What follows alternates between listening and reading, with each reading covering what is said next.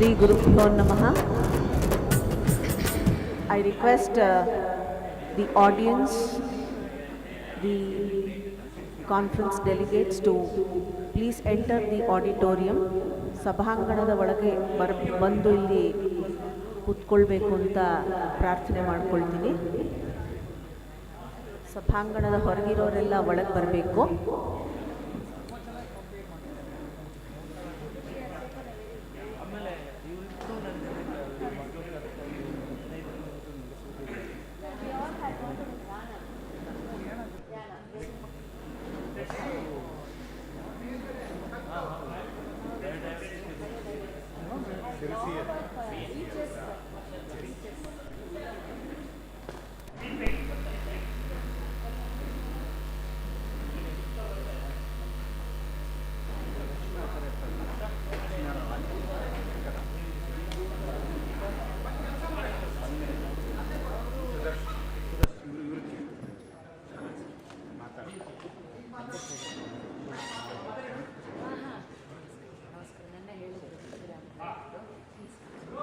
ಎಲ್ಲರಿಗೂ ಶುಭೋದಯ.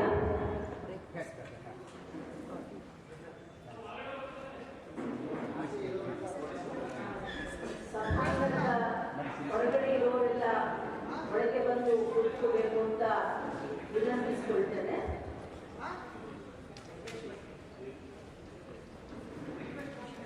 ಬಹಳ ಬೇಗ ಕಾರ್ಯಕ್ರಮ ಶುರು ಮಾಡೋಣ ಅಂತ ಇದ್ದೀವಿ. ಸಭೆಯ ಅನುಮತಿ ಬೇಕಾಗಿದೆ.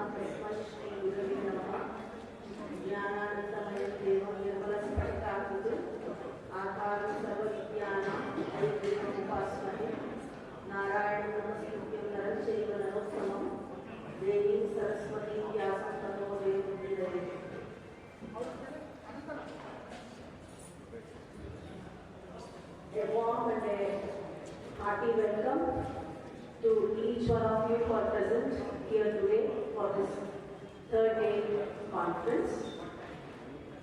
It gives me immense pleasure to invite our guests for this event today.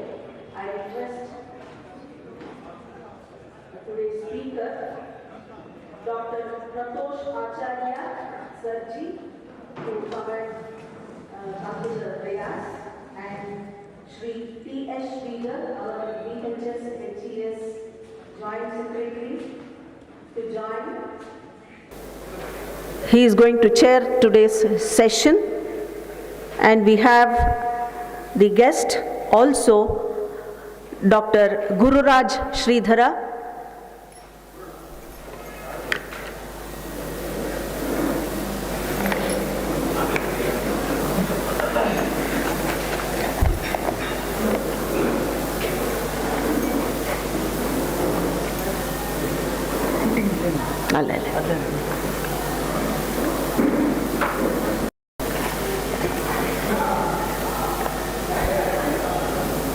Respected dignitaries, esteemed faculty members, dear students, volunteers, the scholars, everyone who are present here, it gives me immense pleasure to introduce our distinguished guest for today, Dr. T.S. Sridhar. He is going to chair this session.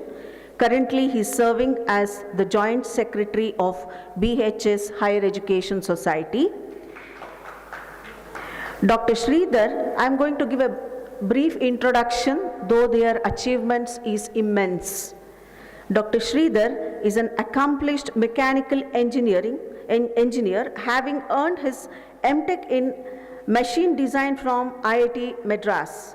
He began his professional career at Hindustan Aeronautics Limited, where he worked as a senior manager for over a decade, contributing to the design of helicopter gearboxes and transmission systems. He later served for 20 years at General Electric, USA, holding several senior leadership roles. At GE, he played a key role in aircraft engine development and served as senior legal counsel, that is for intellectual property rights, leading global teams across multiple countries. Dr. Sridhar is a certified Six Sigma Black Belt lean leader and one of the top TRIS Level 3 certified specialists in India. He is also a practicing intellectual property professional, having cleared the US Patent Office bar examination. Perhaps he's a multifaceted personality. With his vast global experience and deep expertise in innovation and quality systems, Dr. Sridhar is truly an inspiration to all of us. I request the audience to welcome Dr. T.S. Sridhar for this function to chair the session. Welcome, sir. Next, we have another guest for today. Shri Gururaj Sridhara is the Director of National Academy of Learning at RR Institutions and brings with him an inspiring 34 years of rich teaching and learning experience. With a strong foundation in applied mathematics, he is not only an outstanding educator, but also a passionate communicator of science of society. He is a well-known newspaper columnist, writing for Prajavani and Deccan Herald, and a familiar voice and face in the media as an invited speaker on Akashvani Bengaluru, News 18, ETV, Suvarna News Channel, and Samaya News. And I myself, I listen to a lot of All India Radio, Akashvani News, sir. Also, his influence extends beyond national boundaries, as he has served as a master trainer for teachers in Tanzania, Bhutan, and Indonesia. A committed environmentalist, he is also a wildlife photographer, tiger conservationist, and founder of Green Defense Nature Club. Shri Gururaj Sridhara has played a significant role in shaping education policy as a member of MHRD Syllabus Committee and currently serves as the President of the Principals Association, Bangalore North. He is also actively involved in arts as the Director of Kannada Plays. A prolific author, he has written several acclaimed books on science, technology, environment, artificial intelligence, data science, quantum science, earning numerous prestigious awards, including the Best Teacher Award, Green Teacher Award, Kannada Seva Ratna Award, and multiple Best Books Awards from reputed institutions and universities. Ladies and gentlemen, I take this opportunity to welcome Gururaj Sridhara for this session as guest. So we have eminent people on our dais today, and is the most very important person now. So it gives me pleasure to extend a warm and a hearty welcome and a cordial welcome to our distinguished speaker for today's event, Dr. Pratosh AP, Assistant Professor in Department of Electrical Communication Engineering at the Indian Institute of Science, Bengaluru. Dr. Pratosh received his PhD from Indian Institute of Science, Bengaluru in 2015 in the area of temporal data analysis, completing his doctoral research with remarkable academic distinction and several top-tier journal publications. Following this, he gained valuable industry research experience at Xerox Research India, Philips Research, and a startup in California, USA, where his work in healthcare analytics led to the creation of 15 US patents, many of which have been successfully commercialized as well. He joined IIT Delhi in 2017 as an assistant professor, contributing actively to research and teaching in machine learning and deep learning before moving to his current position at IISc Bengaluru. Dr. Pratosh's research interests span on deep representation learning, cross-domain generalization, signal processing, and their applications in computer vision and speech analytics. He is also the co-founder of Cognizable Tech, an award-winning AI startups recognized by Government of India focused on behavioral healthcare using video analytics. In addition to his technical excellence, Dr. Pratosh is deeply interested in Sanskrit language and Indian philosophical sciences, reflecting a rare and inspiring blend of modern science and traditional wisdom. ನಮ್ಮ DVG ಅವರು ಹೇಳಿದಂಗೆ ಹಳೆ ಬೇರು ಹೊಸ ಚಿಗುರು ಎರಡರ ಸಮಾಗಮ ಇಲ್ಲಾಗಿರುವಂಥದ್ದು. ಅವರಿಗೆ ನಮ್ಮ ಹೃತ್ಪೂರ್ವಕ ಸ್ವಾಗತ ಸುಸ್ವಾಗತ. We are truly honored to have such an accomplished academician, researcher, innovator, and thinker with us today. We are really honored, sir. Most welcome to you. And this is not the last. I welcome all the members who are present here, who are listening to this particular talk of the third day event. Welcome to each one of you.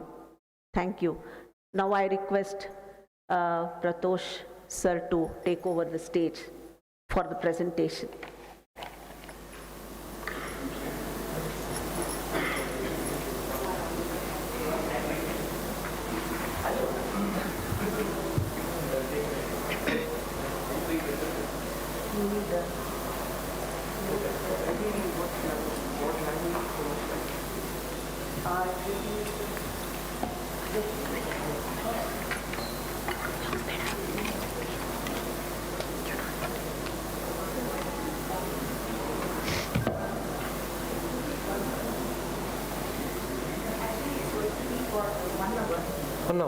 One hour and or 1 hour 15 minutes you can go up, and 15 minutes ಯಾಕೆಂದರೆ interactive ಸಾಕಾಗಬಹುದಾ?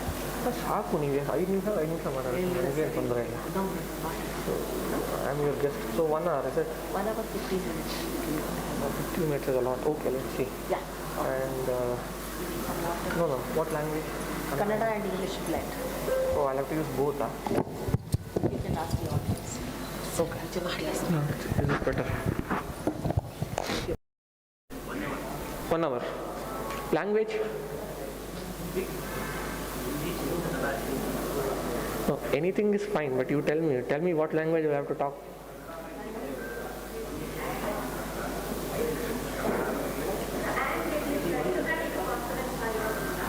So you tell me what language, I'll do it. I know 5 languages. Kannada, English, Hindi, Sanskrit, whatever you want. English is fine. So I should not be using any other language, right? So can is a different thing. You tell me what language you want, I'll speak in that language. English? Okay.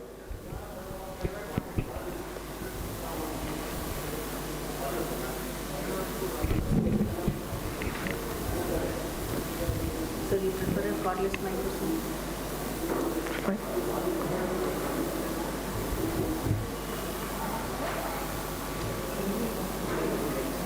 Should we start? Water bottle.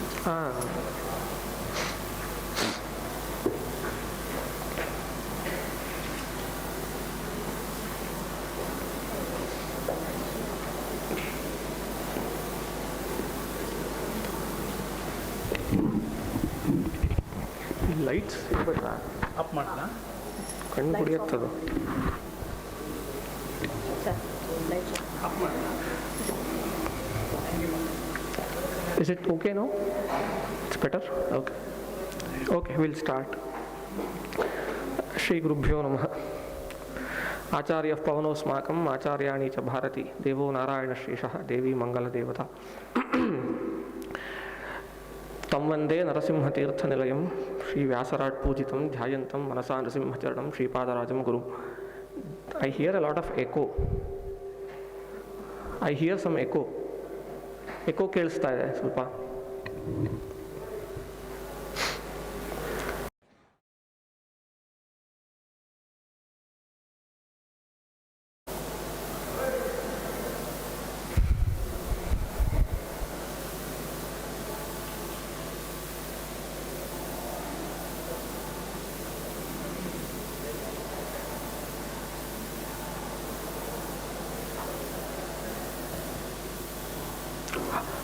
Hello.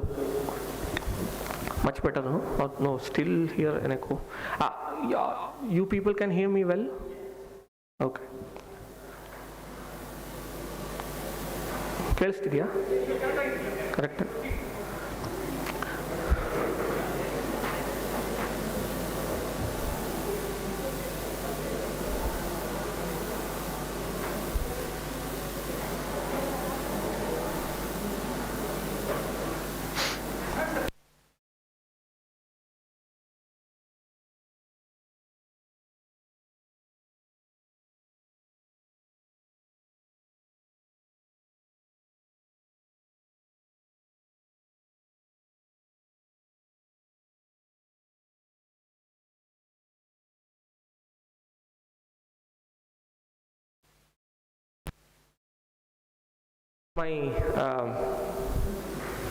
One of my friends who is right now a faculty at Azim Premji University studied here, so he speaks a lot about this place. So it's a pleasure to be here. So I thank the organizers for having me. In fact, National Institute of Vedic Sciences Trust, right, which is managed and run by Shripad Rajamath. Shripad Rajamath is home to me because my great grandfather was a pontiff in the Math, right? So that way it's like coming home and speaking here. Actually, it's a bit of change for me that I'm talking to an almost empty auditorium, because my classes at IIT and ISC are always oversubscribed. I'll have to say no to students because literally there is no physical space to sit them. So like we have classes of 300 people and I get 400, 500 registration requests for my course. So yeah, it feels a bit different to talking to a small audience now, right? So large auditorium, small people sitting. In fact, I'm not complaining. If you think that I'm complaining that I'm talking to an empty auditorium, it's not. Actually, I'm setting the stage to talk about what I'm supposed to talk today. I think the topic is relevance of Indic knowledge system in the current age of modern era. That's the topic I'm given, I'm told to talk about. Now this is the practical reality of today's world. So if you organize a conference on Indic knowledge systems, you won't have young people sitting and listening.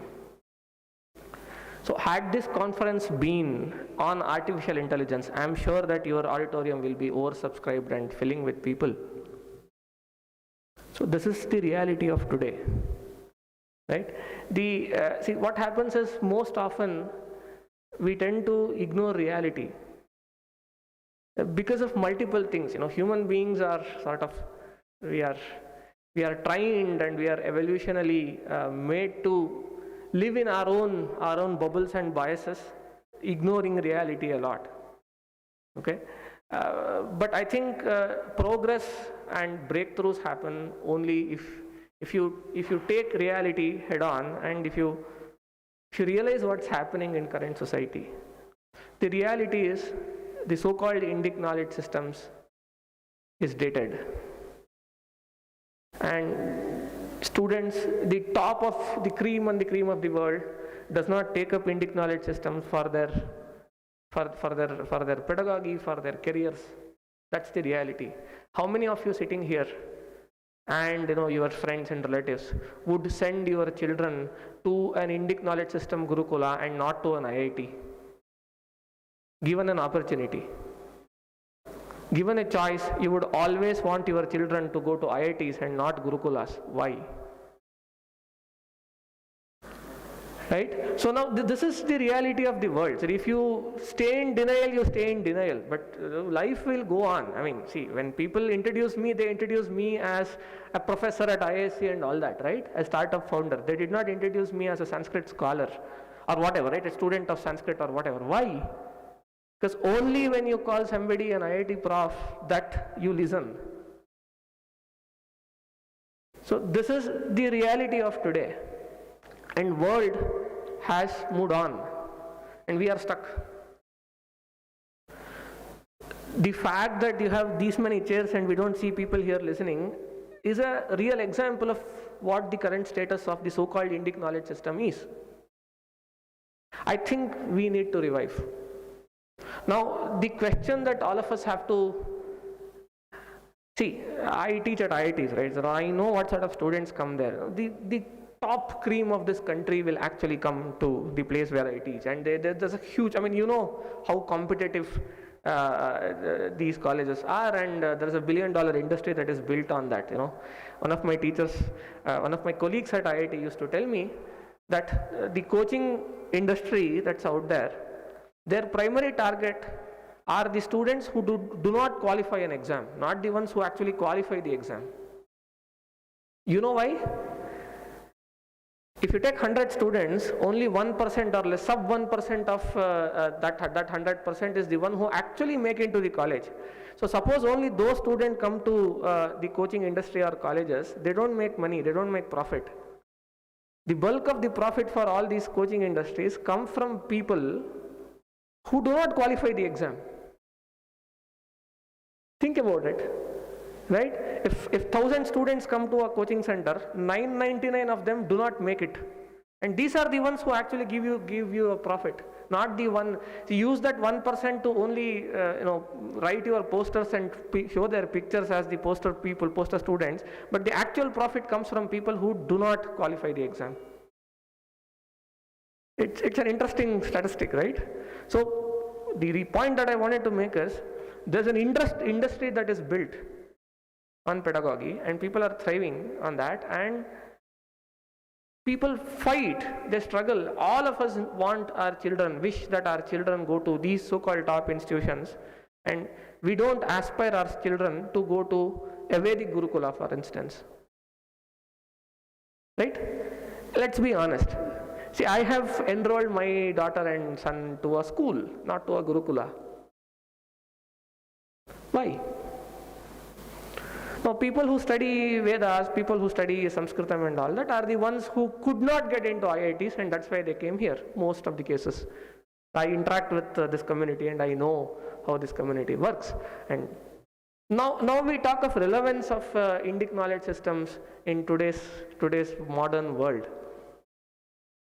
The question that we should be asking is it really relevant? Okay. See, what I will do is, I have given 1 hour, maybe I'll spend 20-30 minutes in sort of putting forth an argument against what I am told to talk about. I will say that it is not relevant today. I will convince you that it is not relevant. And maybe I'll use the last 20 minutes to counter myself and see if that holds water.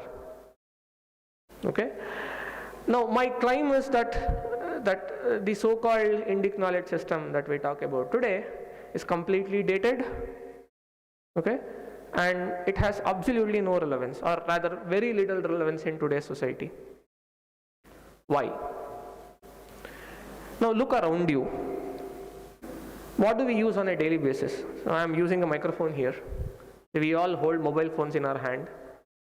Okay, I came from home to here via an automobile.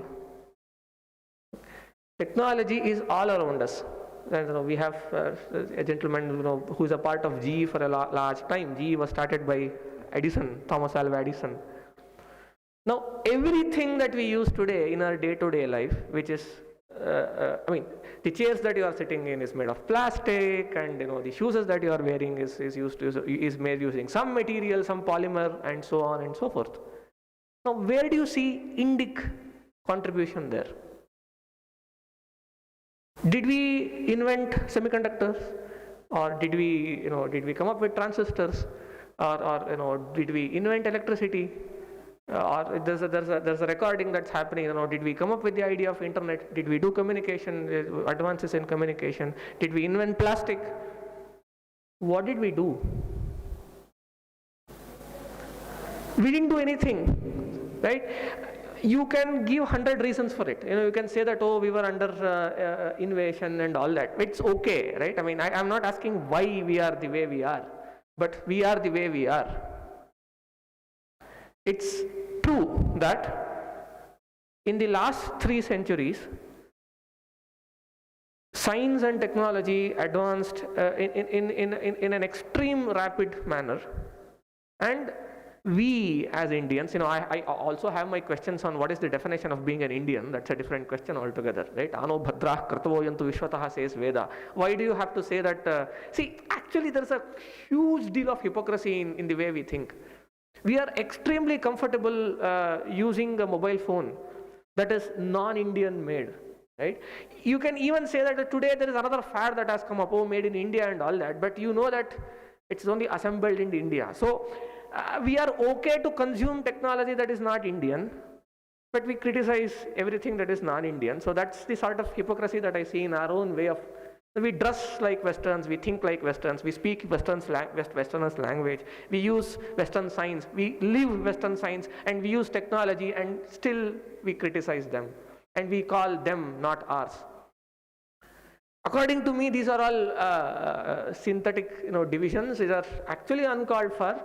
Our hearts know that technology is useful and we are using it very happily, but somebody has inflicted our mind saying that, this is not ours. So, science has no boundaries. Why do you have to think that a theorem is non-Indian?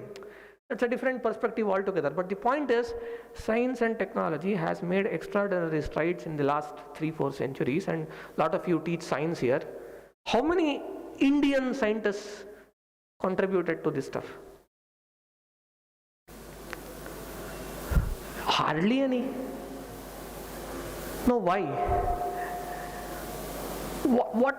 That's one question. The other question is, as I said, right, the relevance of, today when we talk of the so-called Indic knowledge system, we talk about knowledge system that is 5 centuries old. Oftentimes, people say that, there is Vimana Shastra that is written somewhere, and there is quantum physics described in some Veda and all that. I've been a student of rigorous Sanskritam and Vedic sciences for about 25 years now, and I can tell you with extraordinary confidence with citations that there is no quantum physics in Vedas. Please don't say it. It's a disservice and disrespect to the Vedic literature if you start looking for signs in Vedas. Don't do it. Okay? In fact, the very Vedic texts say this. The very Vedic texts say that this is not what we are looking for. The material advancement or the material comfort was never the use case or the subject of interest to people who conceived Vedas. So don't do that. Now, most of the so-called research or thought process around Indic knowledge system today is around finding out some traces of the advanced, the modern Western science in our previous books. Why are we so obsessed about it? I think we should stop doing it. There's no point doing it unless we solve real problems and create real academic or scientific value. There's no point in living in past and saying that, look, Pythagoras theorem was in one of our books, and Newton's theorem was one of. Vyavasayatmika buddhi rekeha kurunandana. People think alike. Always, historically, if you conceive an idea, there's almost a certainty that someone else in this universe at the same point in time will conceive the same idea and they would have said the same thing. It's not that every people or every pair of people that come up with the same idea has copied from one another. It has happened hundreds of times. I'm a researcher, I know. So we will be working on a particular idea and someone else, somewhere else, whom we have no contact with, will come up with the exact same idea. I mean, Vyavasayatmika buddhirekeha kurunandana. People, good thoughts come alike. So it's okay. I mean, see, I keep requesting everybody who is associated with IKS, the so-called IKS today, that don't dwell in past. I mean, it's good to, I mean, one counter argument that people give me is that we have so much of underconfidence that we don't think, we always consider ourselves as lower people and all that has been imposed on it. There's some truth to it. There is some anthropological truth to it. It's okay. I mean, it's okay to know that our past was glorious and all that. But the point is, we stop there.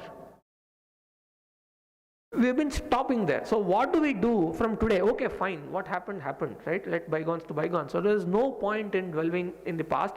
And what's more dangerous is that you try to find something that is extraordinarily modern in something that's very old and time bounded. So why do you want to see rocket science in Rigveda? Why? The question is, we talk of being underconfident and having inferiority complexes and so on. The very fact that we are trying to search for rocket science in Rigveda shows that we still are within that inferiority complex. We think that rocket science is good. And that's why we are trying to find that in our scriptures. Who told you that flying rockets is the best thing that can happen to humanity? Right? So we should stop doing it. Again, as I said, I am constructing this whole Purvapaksha argument right now to convince you that there is no relevance to our past. Not our past. I mean, history only has that much of significance, right? I mean, a lot of us, it's not that history is useless. History does not forgive people who forgets itself. So you have to be aware of history and what happened, but that's it. Now, anybody who has studied, let's say, Bhaskaracharya's Leelavati and so on, is variational calculus a part of Bhaskaracharya's Leelavati? No. Is measure theory a part of Bhaskaracharya's Leelavati? No. And you see Indian mathematicians, again, the disclaimer is I don't know what Indian is. Okay, so now you Indian mathematicians works, you look into all of their work. Do you ever find function analysis there? No. So now world has moved on, right? I mean, there has been mathematics that has been constructed. See, knowledge can never be something that is time bound. It's like river that flows. If knowledge does not move, then it becomes stale. Knowledge has to move. The good thing about contemporary scientific way of thinking is that every day it changes.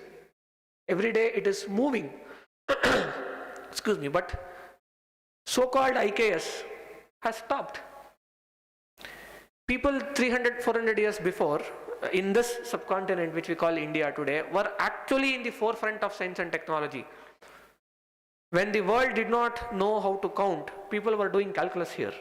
That did happen. But now things have moved out because of whatever historical reasons. Okay? Now the question is, why do we want our children or our students to dwell on past? Actually, we don't do it. As I said, no. Practically speaking, we don't do it. We don't we don't make our children go to Gurukulas and study these things at all. We know that they are outdated. When we act, when we have to take real decisions that impact life, right? But to speak in a conference or to organize, I mean, again, no disrespect to anybody. I'm a part of this as well. But when we speak big. When we act pragmatic. Manasyekam, vachasyekam, karmanyekam, right? So there has to be a symmetry or ekatanata in the way we speak, we think and we act. I don't know, for some reason we don't do it.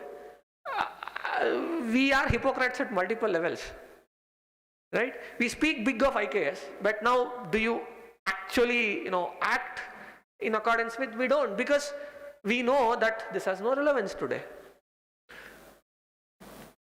Now when engineering sub-branches like constructing buildings and civil engineering are becoming useless in today's age of AI, what do you think the relevance of some stuff that is 400 years old has today? See, that is the question that we should be asking ourselves, right? And if we don't get an answer today, it's fine. I mean, let's not get an answer, but at least let's honestly acknowledge that there is a serious question that all of us have to take up. What happens is, right, we will have an existential problem. The point is, if you do something for a lot of time, you get attached to it so much that human beings go to any extent to defend that. So that's what is called as abhimana in Shastra, right? So if you suppose you study chemistry for 25 years, you get attached to chemistry so much that you think that chemistry is the best thing in the universe that can happen to anybody. Same thing happens, right? Somebody who has studied Sanskrit for 25 years, that's the best thing. So we get attached to everything. People get attached to their bodies. People get attached to their home, their whatever, right? It doesn't matter. Attachment can come at any. In fact, I keep saying this. There was a debate that was happening between two elderly women in one of the family gatherings.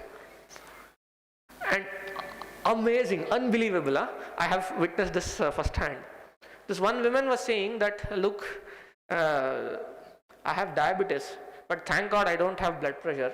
Diabetes is such a forgiving disease that you don't have to worry about heart disease at all. You manage it and you can do somewhere. So she is defending diabetes because she has it. The other woman is saying that no, blood pressure is much okay. See, I have blood pressure but not diabetes. But blood pressure is much okay. Diabetes can lead you to insulin deprivation. You'll have to inject insulin. It's bad. And this debate is happening for 30 minutes. And one lady is taking the side of diabetes. The other lady is taking the side of blood pressure. Now, my philosophical mind just started analyzing. What are they defending? They are defending their diseases.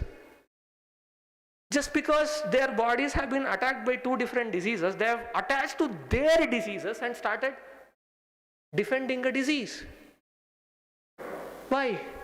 So then I realized, people get attached to anything and everything. My college, my car, my body, my children. That's what Shastras keep saying. Abhimana is the root cause of all problems. People get attached. Now, we have gotten attached to our past. We think that, our past was glorious. Come on, what is it of use? Of what use is it? Is it for your today's life? But when we act today, we very well know that our past does not serve us. We'll have to do what is relevant today. See, it's very funny that, again, absolutely no disrespect to anybody. Everything that I'm talking about, I am a subject to that as well. It's mostly self-talk. I keep saying that the lectures that I give is mostly self-talk, because what happens is, if you give a lecture, and speak high, and go home and take decisions, your subconscious mind will alert you saying that you gave that talk that day. Be careful. Right? So all lectures are self-talks. So I'm very clear about it. So I don't care. Please don't mistake, if I make statements that sort of hurt you. But the point is, irony is that people who propose IKS and talk big about it are the ones who take their children to me to get a guidance on how to get into an IIT. See, this is the hypocrisy that I'm talking about. So you have to live what you preach. You have to live what you trust in, right? So if you're not doing it, then it's mostly lip service, you see. So at some level, we all understand that this is a thing of past. At best, right, it can be like anthropology. You study. There is a science around anthropology and studying history and museum and all that, right? Shastras are like that. They're museum piece. There's so much people have, see, that point in time, people did their best to come up with ideas that was state of the art that day. For instance, as I said, take example Bhaskaracharya's Leelavati. Leelavati was the pinnacle of world's mathematics during his time.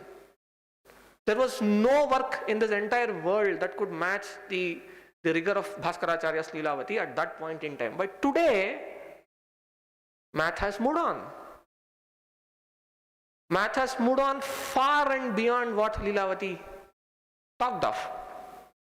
You cannot do contemporary cutting-edge math looking at Leelavati today. You study Leelavati as a piece of past. Okay, you study that as you study history and move on. That's the best case scenario. Now, the question that we are asking is, what is the relevance of those kinds of thought processes or the so-called Indic knowledge system in today's world? The moment we are convinced that it is relevant, there will be coaching institutes around IKS, I am telling you. So anything that human beings perceive to have value, there will be a business built around it. That's how societies function. If there is a business around, say today, everybody teaches artificial intelligence and everybody, makes living out of it. And there are so many coaching institutes teaching AI. So today's AI is the Java of 2000s. There were hundreds of thousands of coaching institutions that were teaching Java, because anything that human civilization perceives of value, there will be business built around it. Now, why do you think there are no coaching institutions around IKS? Because society at large has realized that it is of no value. Now, value, if you look at how value creation happens in society, it happens either collectively, where a lot of individuals come together and understand that something has values. For instance, cooking has value today, right? That's why you see so many restaurants around. Now, how did human beings realize that cooking is of value? Because we evolved eating, right? And we thought that, okay, we can create our food in multiple ways, and then a business, people realized value as a society, and a business was created out of it. That's one way, which is bottom up, right? I mean, value system is grown from bottom up. There is another way to create value in society, where individuals come up and create breakthroughs in terms of thought process or building, and then they make the entire society realize that there is value in it. An example is electricity, okay, or automobile. When electricity was conceived and discovered or invented for the first time, society at that point in time knew nothing called electricity, right? But the founder of electricity had to go and convince people that, look, this will change your life, this will create value. And 1 century later, we realized that this electricity has become so ubiquitous that we cannot imagine our life without it. Individuals who can come up with breakthrough ideas can create value in society, can change the definition of value system in society, and they can create values. The other example is that of automobiles, as I said, right? I don't know if you follow history, right? When Ford cars came for the first time, there were news articles and lot of unpopular opinions saying that, oh, who will use motor to go from point A to point B when you have horse carts, right? So, people who conceived the idea of automobiles were strong enough to convince the world that this has value. Same thing goes with mobile phone, mobile telephony and all that. See, when we were children, I think most of you sitting here, yeah, I see some of young people there, and I am a lot of you people, right, who are, see, my generation is the generation which actually saw two extremes of the world.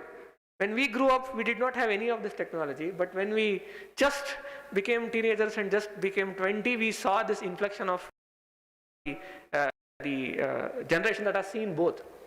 Now, if I tell my daughter that there was a time and life where mobile telephony did not exist, she cannot even comprehend that point, that kind of life. But I can. I have lived through those times, and most of you have lived through those times. And life was okay, right? Life was actually better, perhaps, in a lot of ways. Now, people who conceived mobile telephony were successful enough to convince the entire world that world cannot run without this technology, and we are all convinced today. The other example is that of e-commerce. 10 years back, could you imagine purchasing something online? Today, most of the purchases in society happens online. So that is one other value creation. So now the reason I talked about is that either the society conceives value fundamentally from a bottom-up approach, because that's a fundamental need, just like eating. The other way to create value is that you create such a breakthrough and convince the society that there is value in what you are doing. Now tell me, what sort of value does IKS provide? Is it a fundamental requirement for all of us to survive? I think no.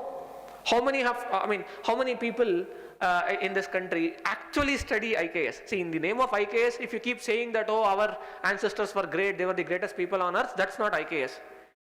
Anything that is to be done seriously has to be done seriously. How many people in this country have put in 20 years of rigorous effort in actually studying the Indian Shastric works and derived value out of it? I think very few. Right? So there is no bottom-up value that this thing is creating. So now top-down, is there any breakthrough that IKS make, just like mobile telephony and e-commerce and so on, that would create extraordinary value in society? While I am constructing the counter-argument or the Purva-Paksha, I would say no, it is not creating any value. So that's why it is not relevant for today's age and time, and we all know that very well, and that's why we are putting our children, we are aspiring our children to go to technical universities but not IKS places.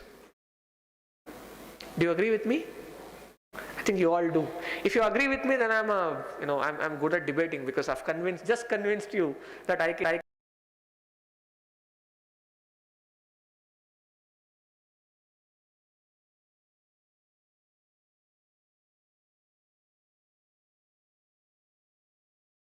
Okay, so now that I've said all this, you can ask me a counter question.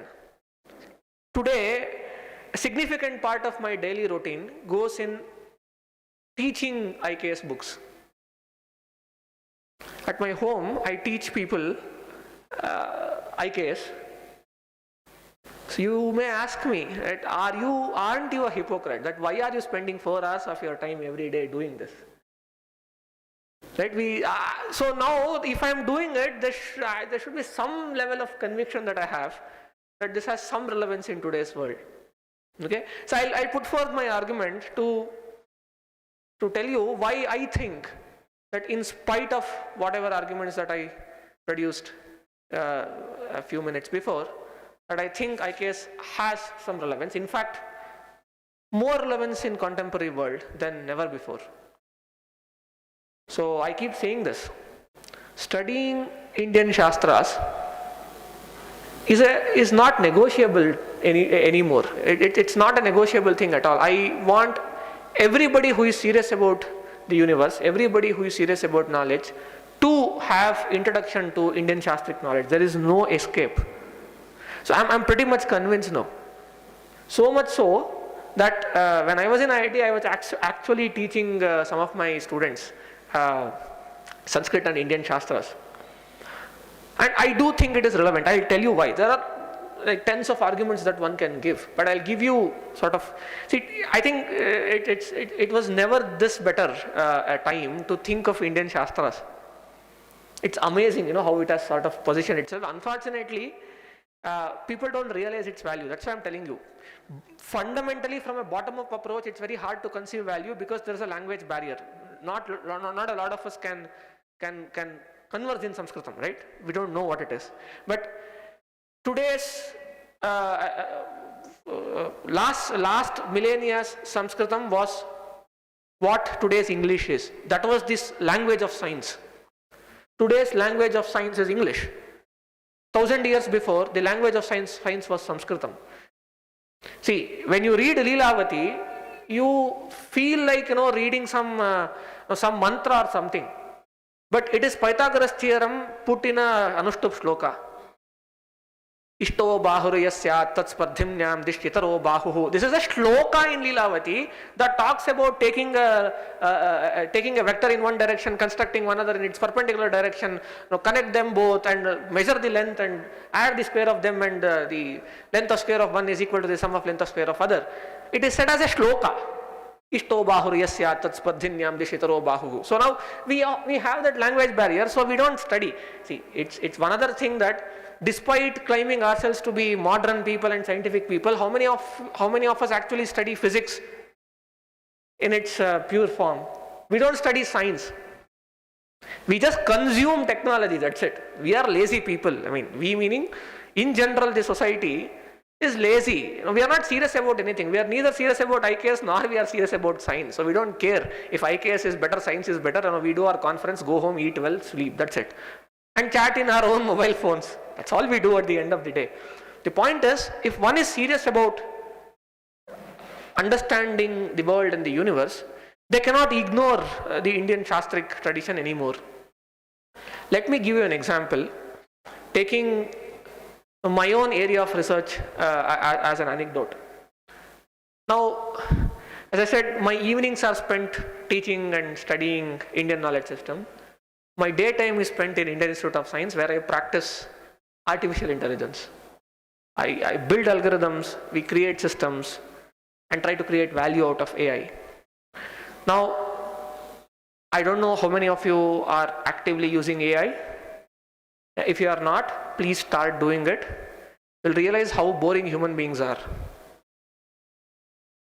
So, AI today has created phenomenal breakthrough. I'll give you a few examples if you do not know. Do you know which one is the toughest examination in the whole world? You think it's JEE? It's not. There is an examination that's tougher than JEE. It's called IMO, International Mathematics Olympiad. Okay, it's an exam that is conducted worldwide, and best students from all the country take part in it, and very seldom that Indian students actually get a top prize there. It's mostly the Chinese and the Turkish and these people. Now AI solved the IMO, last year's IMO paper, and got a gold medal in it. Right? This is how good it has gotten. I create graduate level question paper in a place like ISC, where we get the best of the best from the country. It's pretty hard to solve my exams, right? I give it to AI and it solves it with 100% accuracy in 2 minutes. Okay, and I also happen to be, I mean, when I was being introduced, I was told that it was told that I also have a company. I run a startup. Now, I'm not joking at all. What could be done using what could have been done using 100 well-trained software developers in 6 months can be now done using 1% and an AI in 6 minutes, and we are doing it. Think about it. All these centuries, we thought that we are superior as human beings because we could think. We thought that we are intelligent, and that's why we are superior than all other race. It's gone. Gone are the days.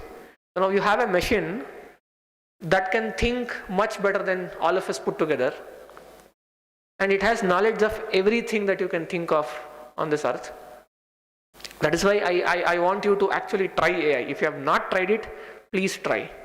See, a lot of teachers are here. The other question that I keep asking myself and my pedagogical colleagues is, today's or like rather outdated teaching methods that we do, where we assimilate information in a classroom setting, has absolutely no value in today's world. Because not only information is available, it is available in a custom way. In fact, I don't know, there is one AI tool called Notebook LM where you can go and give a topic and ask it to create a podcast in any topic that you want. It will create a podcast, a voice file where two people are talking on the topic that you want at a very deep level, and it's like two human beings sitting and having a conversation. Now it can solve science, it can solve math. Talking of Sanskritam, right? What's amazing is that one of the most difficult shastras that is considered in our Indic knowledge system is what is called as the Nyaya Shastra or Tarka Shastra. Very argumentative and extremely intellectually heavy, okay? And even there, one of the pinnacle works is what is called as Hitvabha Samanya Rukti, written by one Gangesh Upadhyaya and his students. It's pretty hard to decode it. You need a good 25 years of rigorous training to even understand what's being said there. You can compare it with, let's say, an advanced variational calculus. It's very difficult. Now you open an AI app, right? Anything, any of your favorites, ChatGPT or Claude or Gemini or anything. Ask it a question on Samanya Rukti, it answers it very, very well. So if this is not intelligence, then what is? You ask it to create a kavya in whatever vritta that you want, it will create a kavya. Okay? Now, AI will make an extraordinary dent in all of our lives. What will happen is, see, we have been using knowledge to create economy, right? For very long time. Teachers and doctors and lawyers. So name a profession.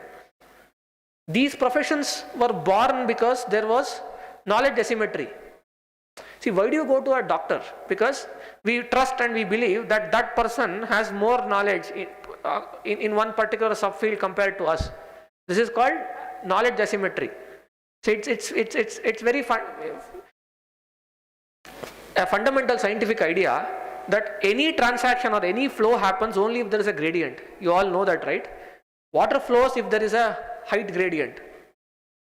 Okay? And electricity flows only if there is a potential difference or voltage gradient. And human value flows only if there is a perceived gradient between two individuals. And this gradient can be in the form of information. So this is called information asymmetry. So people interact. See, why did you call me today? Because you thought that I have more information than you, and that's why you are making me speak. So this interaction is happening because you perceive that there is an information asymmetry. Right? Even intrapersonal relationship happen. Basically humans interact only if there is a perceived sense of asymmetry. The children come to us. Why? Because they think that we are powerful and we are the providers and they are the seekers. There's an asymmetry there. Now, information asymmetry has been used by multiple value creation and businesses. Think about it. Most of the businesses or ventures that are created in 20th and 21st century are created around information asymmetry. Just describing the other gentleman that he is an IP attorney, right? Why do we go to an IP attorney? Because we don't understand the language that they talk. Talking of IP attorneys, there's a technical idea, we'll have to file that as a patent. When you go to a lawyer, they will write your own idea in a language that you don't understand. That's the job. He knows what I'm talking about, okay? Now, why do we go to an IP attorney? Is because I believe that there is something that he knows that I don't. That's information asymmetry. Now, imagine a world where you have an agent which can close this gap of information asymmetry. Why do I go to teachers? Because I think that teachers are going to tell me something that I don't know. Now imagine that there is an agent which I can ask any question that I want and it answers. Now why do I need a teacher? Even more scarier, right? We go and make friends. Okay? We seek companionship with our spouses, whatever, right? Why? Because there is an emotional asymmetry that exists. We want solace. We want, as human beings, fundamentally we want to be heard. Somebody should say, I'm sorry, right? If you are in distress. Now imagine an agent that can empathize with you without getting angry. Our spouses will get angry if you tell them the same thing 2 times, 3 times, right? They'll say, "You did then, just go, get lost," right? That's our experience. Human beings get irritated, but Imagine an AI agent that is extraordinarily empathetic towards you, and you ask, you say the same thing to it 100 times, it will give you 100 different answers empathetically every different time. Now, as a business owner, imagine an agent that can do my job all the time, every time, without asking for a salary hike, without complaining that you are giving me too much job. Now, why would I hire human beings if I have a capability of this sort? My 10-year-old daughter says that GPT is her best friend right now. Now, we are living in today's era. The economy, basically the point that I am trying to make here is all kinds of asymmetry, be it emotional, be it at a level of information, is closing now. It is a sort, in a way it's fine, it's good, because we thought that we could rule over the world because we are intelligent. AI proved that we were wrong all the time. Intelligence is not something that makes us humans. Intelligence can be outsourced to a machine that can exhibit intelligence that is orders of magnitude more than what we demonstrate as human beings. It's all gone. Mark my words, in a decade or two, world as we know and see today is going to change very, very drastically. Because, the good thing is, this is not fear-mongering, because law of thermodynamics guarantees us that the entropy of this world keeps increasing, which means that the universe will keep surprising us, new problems will emerge, and new value systems will be created. But we are living in a time where an extraordinary change is happening, where the fundamental capability, at least the perceived fundamental capability of human intelligence is now being outsourced. Now, the question that all of us to be asking ourselves is, given that intelligence is not something that we are proud of, what makes us humans? Now, this is the question that we should be asking today. Okay? Now, if we do not ask this question, and if we do not try to answer this, we will be erased. I always keep giving this example. Just when Industrial Revolution happened, when machineries came in, there was an economy that was built around muscular power. People who could lift a lot of weight, people who are muscular and can do a lot of physical labor were valued, because buildings had to be built, ships have to be docked and all that. You needed people with a lot of muscular power. Come machinery, these people were put out of job, because machines could do these things more efficiently than these people and do it with 100x more capabilities. The exact same moment is happening with intelligence. Now, the next time you do this conference, you don't have to call a person like me. You just ask one of the AIs to give a nice talk on this. It will give you, it does a better job than me. Take it from me. Maybe you do this exercise, go home. After you go home, take out your phones and open Gemini or Claude or anything and ask it to give a 1-hour lecture on relevance of Indian, whatever my topic was, Indian knowledge systems, and I'm sure that it will do a better job than me. And this applies to everything that involves human knowledge. Now, what is the relevance of being a human being today? Is the broader question that we should be asking. These sorts of classrooms will not exist in 10 years. Okay? And these sorts of pedagogy and the well-known experiments, well-known models of putting some people in a room and assimilating knowledge from a particular book just does not work anymore. Okay? Now, why is this even relevant to what I am talking about? Amazingly and surprisingly, these questions have been asked in Indic text 1,000 years before. Now, this connects with whatever I have been saying from the beginning of this talk, that the text that people in the subcontinent perceive, or the ideas that they perceived 1,000 years back, they did not think of an automobile or an electricity because they knew that it is not the automobile, it's not the electricity that actually makes us human. You can live without a car, you can live without electricity, you can live without AI. But we cannot live without being humans. IKS or Indian Shastric system has become extraordinarily relevant in this era because these sorts of questions are not even addressed by current science, let alone answering them. They have not even asked these questions. Now, I told you in the beginning that don't try to search for artificial intelligence in Vedas because they knew that material comforts or going after material success has no end and it's not worth it. See, if somebody proposes this idea that the fundamental existential being is getting away from the material comfort and looking inwards, why would they write out a work or create a knowledge system around creating material comforts? They don't. See, today, what is the definition of success? See, even people who are policy makers today talk only one language. The definition of success today, everywhere in the world, is a metric called GDP. Correct? What is GDP? At the heart of it lies this idea that you produce more and you consume more. GDP is a direct measure of how much do you produce and how much do you consume. Now, if you look at Indic Shastric ideas, they were orthogonally against this idea. The idea is not to produce more and consume more. The idea is to be frugal.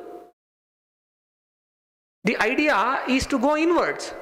Because everything that is not you, everything that is outside of you, everything that is material is bound to end. Everything that is not you, that is prakrita, as they call it in Shastras, is perishable.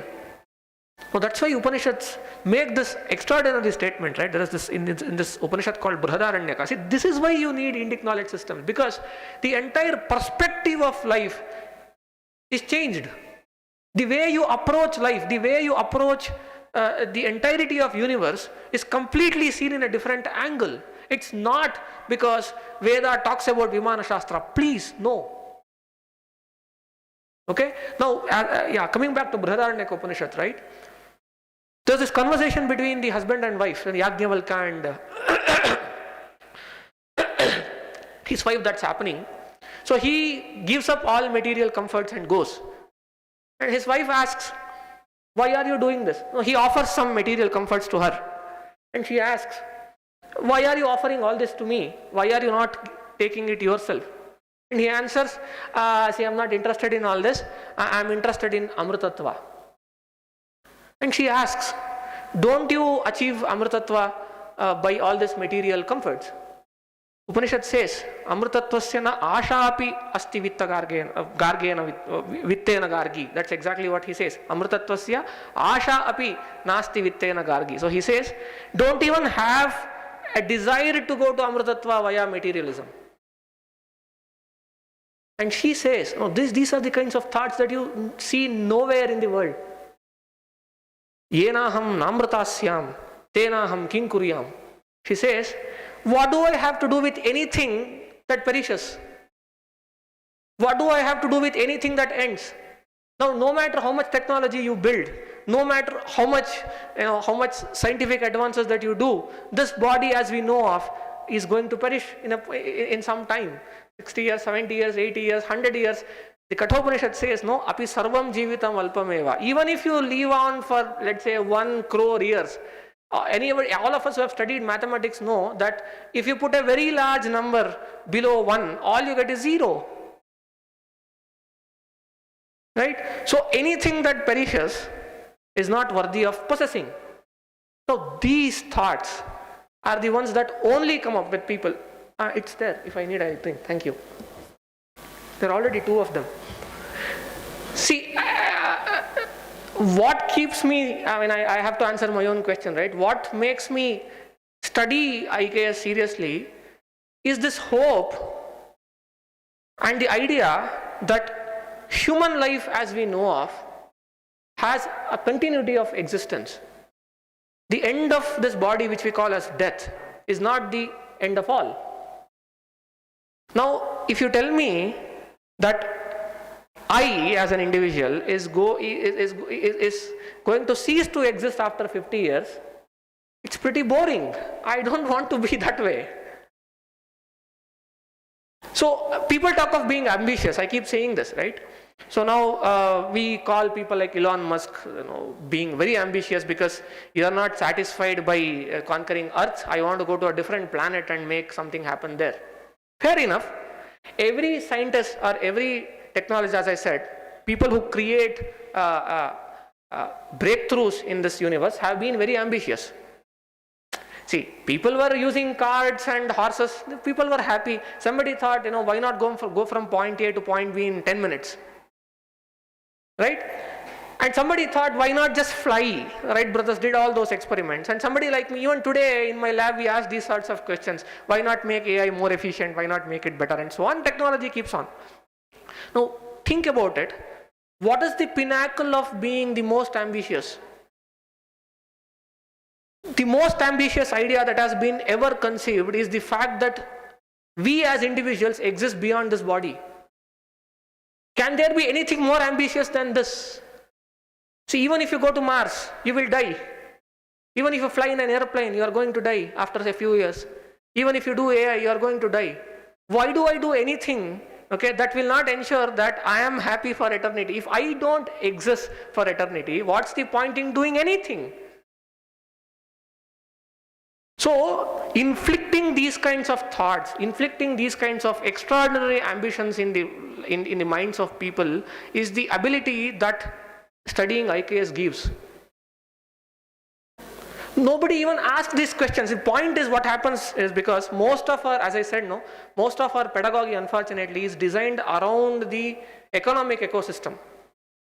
So we create courses because we have to create jobs.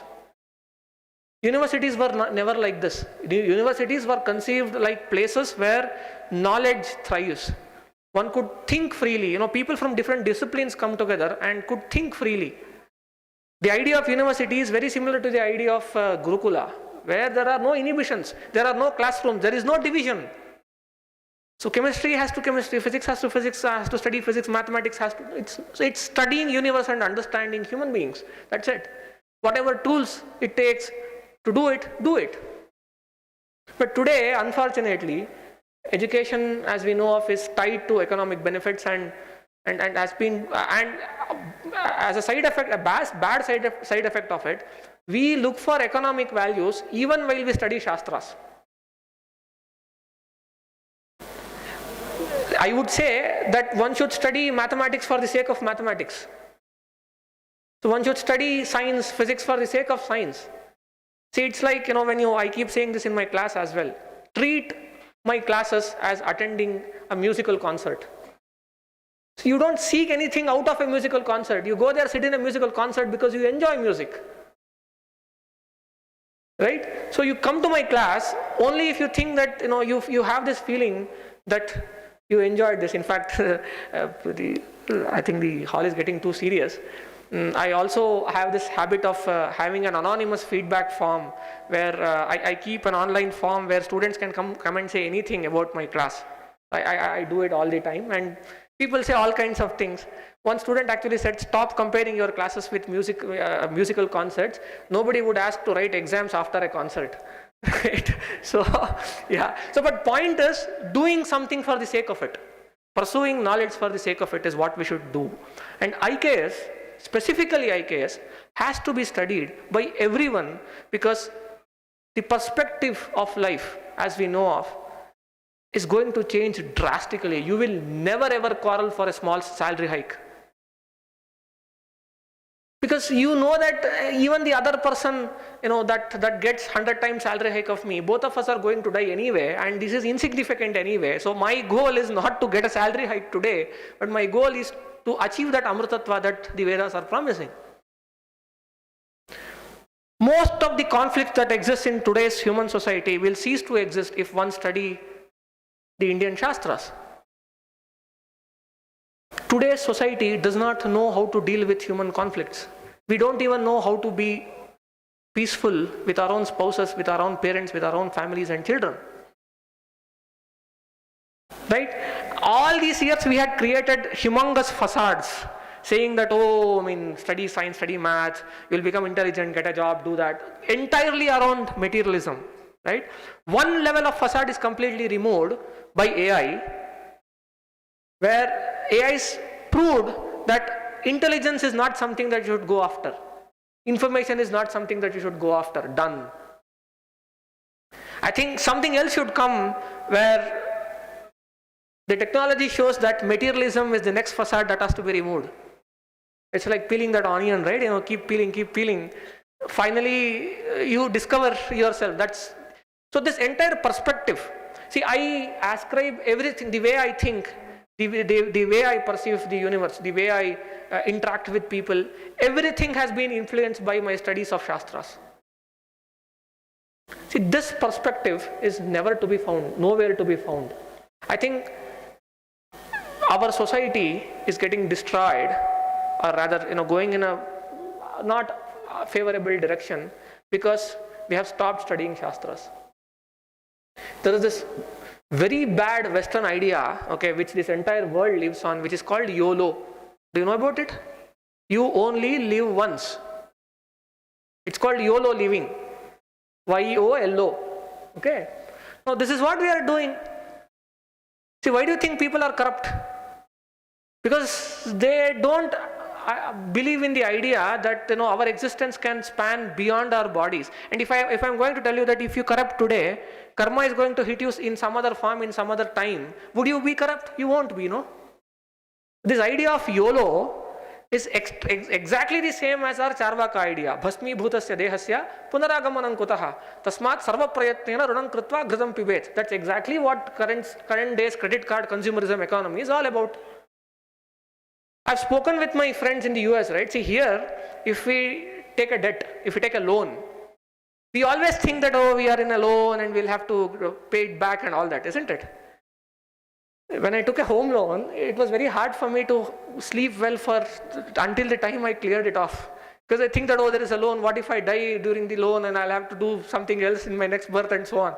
And now, when you talk to a Native American, they don't see a loan as a loan. They see a loan as an EMI. For them, it is that 10,000 rupees that matters because that's what I need to pay today. Who cares if I do not clear a loan? That is why recession happened in 2008, right? People started using credit cards too much because they don't have the idea of existence beyond the material existence. That's exactly what's happening in our society.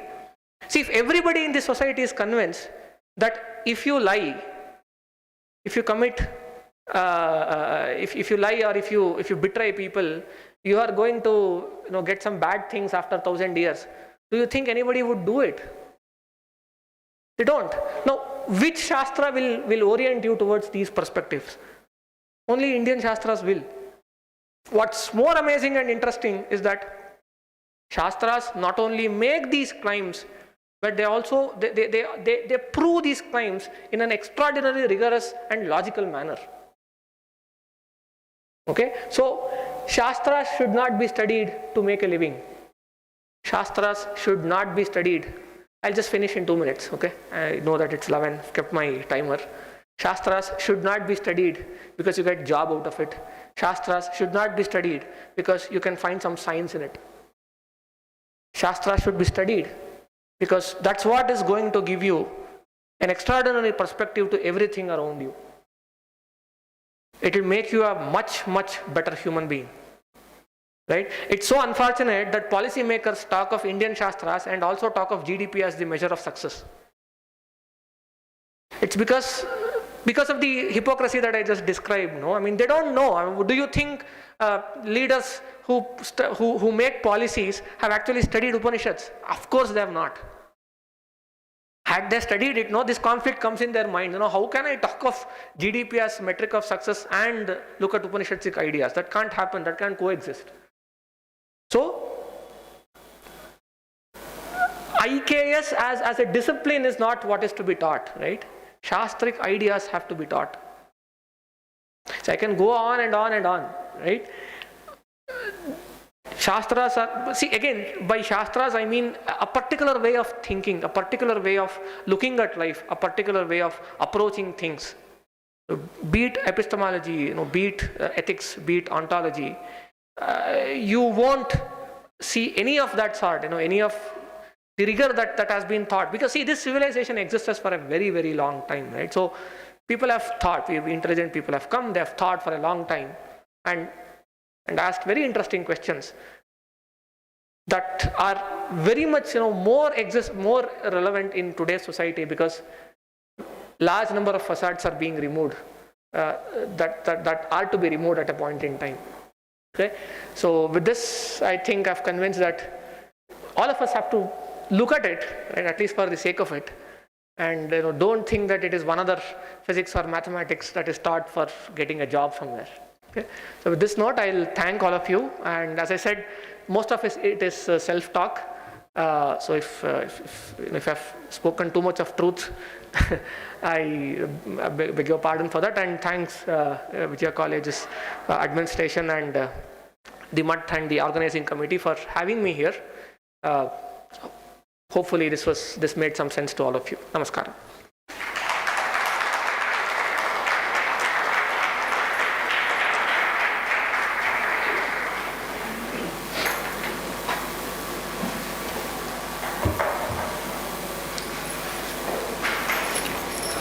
Thank you, Pratosh Acharya ji. Initially, when I was listening, I thought, ನನಗೂ ಆ ಪ್ರಶ್ನೆ ಬಂತು, ಹಾಗಾದರೆ ಯಾತಕ್ಕೆ ನಾವು ನಮ್ಮ ಶಾಸ್ತ್ರವನ್ನು ಓದಬೇಕು ಅಂತ ನನಗನ್ನಿಸ್ತು. ಆಮೇಲೆ ನೀವು ಯಾಕೆ ಓದಬೇಕು ಅನ್ನೋದನ್ನು ಕೂಡ ಹೇಳಿದ್ರಿ. ಅದಕ್ಕೆ ಸ್ವಾಧ್ಯಾಯ ಅನ್ನೋದು ಬಹಳ ಮುಖ್ಯ ಅಂತ ಅನಿಸುತ್ತೆ ನನಗೆ. ನಾವೆಲ್ಲರೂ ಕೂಡ ಏಕಾಗ್ರತೆಯಿಂದ ಒಂದು 20 ನಿಮಿಷ ಸ್ವಾಧ್ಯಾಯವನ್ನು ಮಾಡಿದ್ರೆ ಬಹುಶಃ ನಾವೆಲ್ಲೋ ಒಂಚೂರೇನೋ ಕಲಿತೀವೇನೋ ಶಾಸ್ತ್ರಗಳ ಬಗ್ಗೆ ಅಂತ ಅನ್ನಿಸ್ತು. Thank you so much. Now I request Shri T.S. Sridhar, Joint Secretary, BHS Higher Education Society, to speak a few words. Please, sir.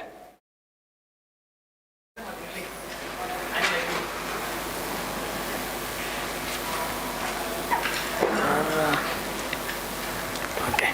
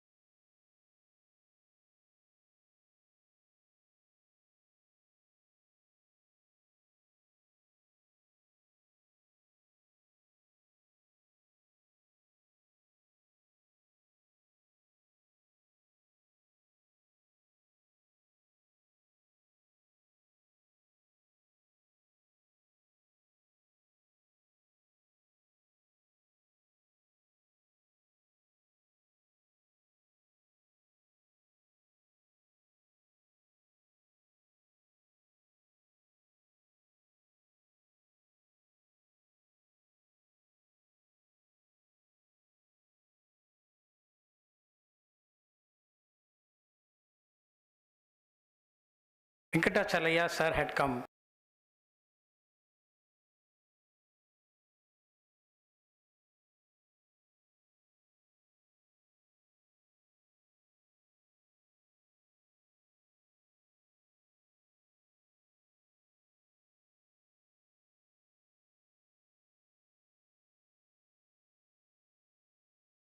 A big hand to all of you, please.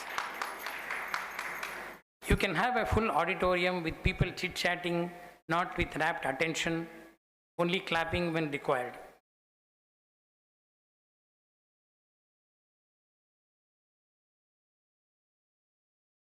This is better than a whole auditorium. That's what I want to start my talk with. Now, a warm welcome to Dr. Pratosh. He took us through a roller coaster ride. The first 20 minutes, he wore the devil's advocate. He said, why do you want Vedic sciences? I was confused.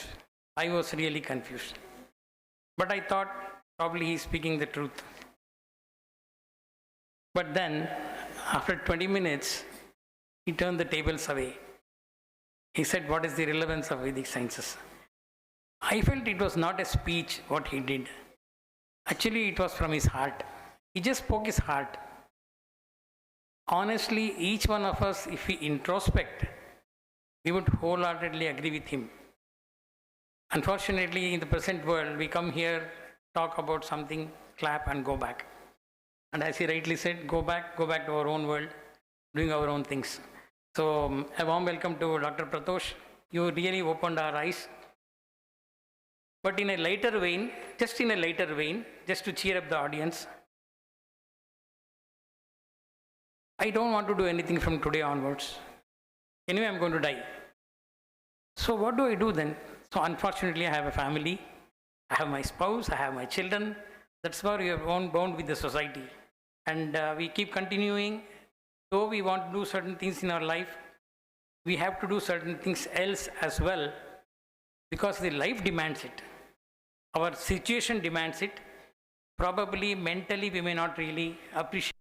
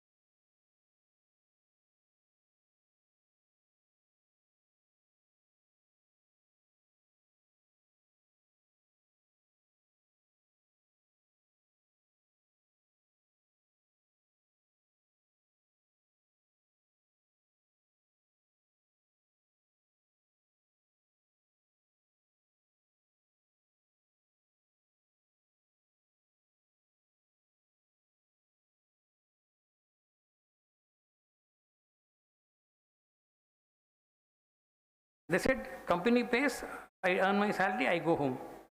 Company fires me, I don't do it. There is no emotion attached to the company. This is the country where emotion is there. I am sure you all agree, the first 30, 40 people. If you are working only for your salary, I am sure you would not have worked in this college.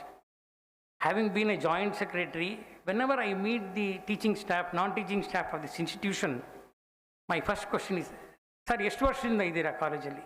Madam ನೀವು ಎಷ್ಟು ವರ್ಷದಿಂದ ಇದ್ದೀರಾ? I get an answer which is minimum 15 years, 15, 20 years. So that is, it is not, you're not working for your salary. You are working no doubt for your salary because you have a family. Something pulls you into the college. What is that something? It's your emotion, your passion for the college, which is really required. I feel it is required. Because, yeah, I get my salary, I do my work, I go off. That's not a passion. So when your passion is matching with your career interest, automatically things will go. Sorry, I digressed. I wanted to come back to that Shivalinga. So where I'm coming from is, we do have very rich intellectual community thousands of years back. Only challenge I see what we have faced. Actually, see, we were the first people. I mean, this is all history, but Aryabhatta invented zero and blah, blah, blah, Ayurveda, yoga in India. So many things have happened. My few cents of thought, why this is, we could not take it further. Whereas in the Western culture, anything they do, they persist, they go, they bring it to the society. The challenge, I mean, maybe I'm wrong, maybe I'm right.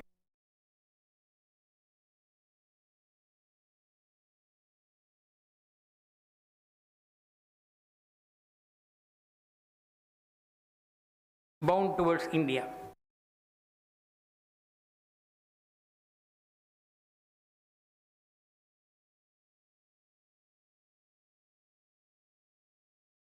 Was never translated back into the real world.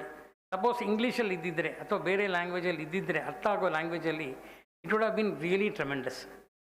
So where I'm coming from is, now we have an opportunity. And incidentally, I am working on AI every day. Every day now I am working on AI myself. Dr. Pradosh sir will probably appreciate, before coming to this conference, I gave 10,000 patents to AI. 10,000 patents I have fed in my laptop. The laptop is in my room here. After this session is over, it would have done the complete analysis, which would have taken me 15 days, 15 full days as an individual. AI is fantastic because I'm not just saying some bookish, I'm hands-on doing it. It's just too good. But don't forget that I gave the run there. I gave the run. AI did not do that. So I would say that AI, no AI, Vedic science, whatever it is, human intelligence will never fade. Human intelligence is always important. It will remain important. All these are add-on to that. It's just add-on to that. I could have taken 15 days, read the patents, come out with a solution. But what I am doing now is, I'm trying to have more productivity. In that 15 days, I can do 100 more things, probably more efficient, because of the tools which I am using it. So, primarily what I want to say is, my concluding remarks, Vedic sciences are definitely important, no doubt about it. And we, I mean, including me, I'm saying that, we have to leverage these tools like artificial intelligence which has come now to ensure the work, the Vedas and, those kind of things, for example, the Ayurveda or, for example, the yoga, those things are fed into AI and utilize that more effectively so that we are more productive and we can utilize the productive time for other activities or probably more of the same thing. This is all I want to say. Finally, I want to conclude my few cents of thought that nobody can replace human intelligence. Definitely not. Because if AI does 100 things, you are behind AI to make it do it. If you are not there, AI is not at all there. Okay, so don't underestimate ourselves. Human intelligence always stays. That's the cream which I wanted to end. And thanks to Dr. Pradosh, it was an eye-opener. We always come to, materialistic things in our real-time world, but he opened our eyes, towards a more spiritual thing. Of course, he went into stratosphere, nanosphere, and all that. It was too good, and I was able to appreciate that. Thanks to Dr. Pratosh, it was a very open kind of a session, and I really particularly enjoyed the session. Thank you all. Thank you very much. Thank you, sir. Thank you for reminding all of us that we are the makers of AI. Thank you very much. Now, I request today's guest, Dr. Gururaj Sridhara, to give his views.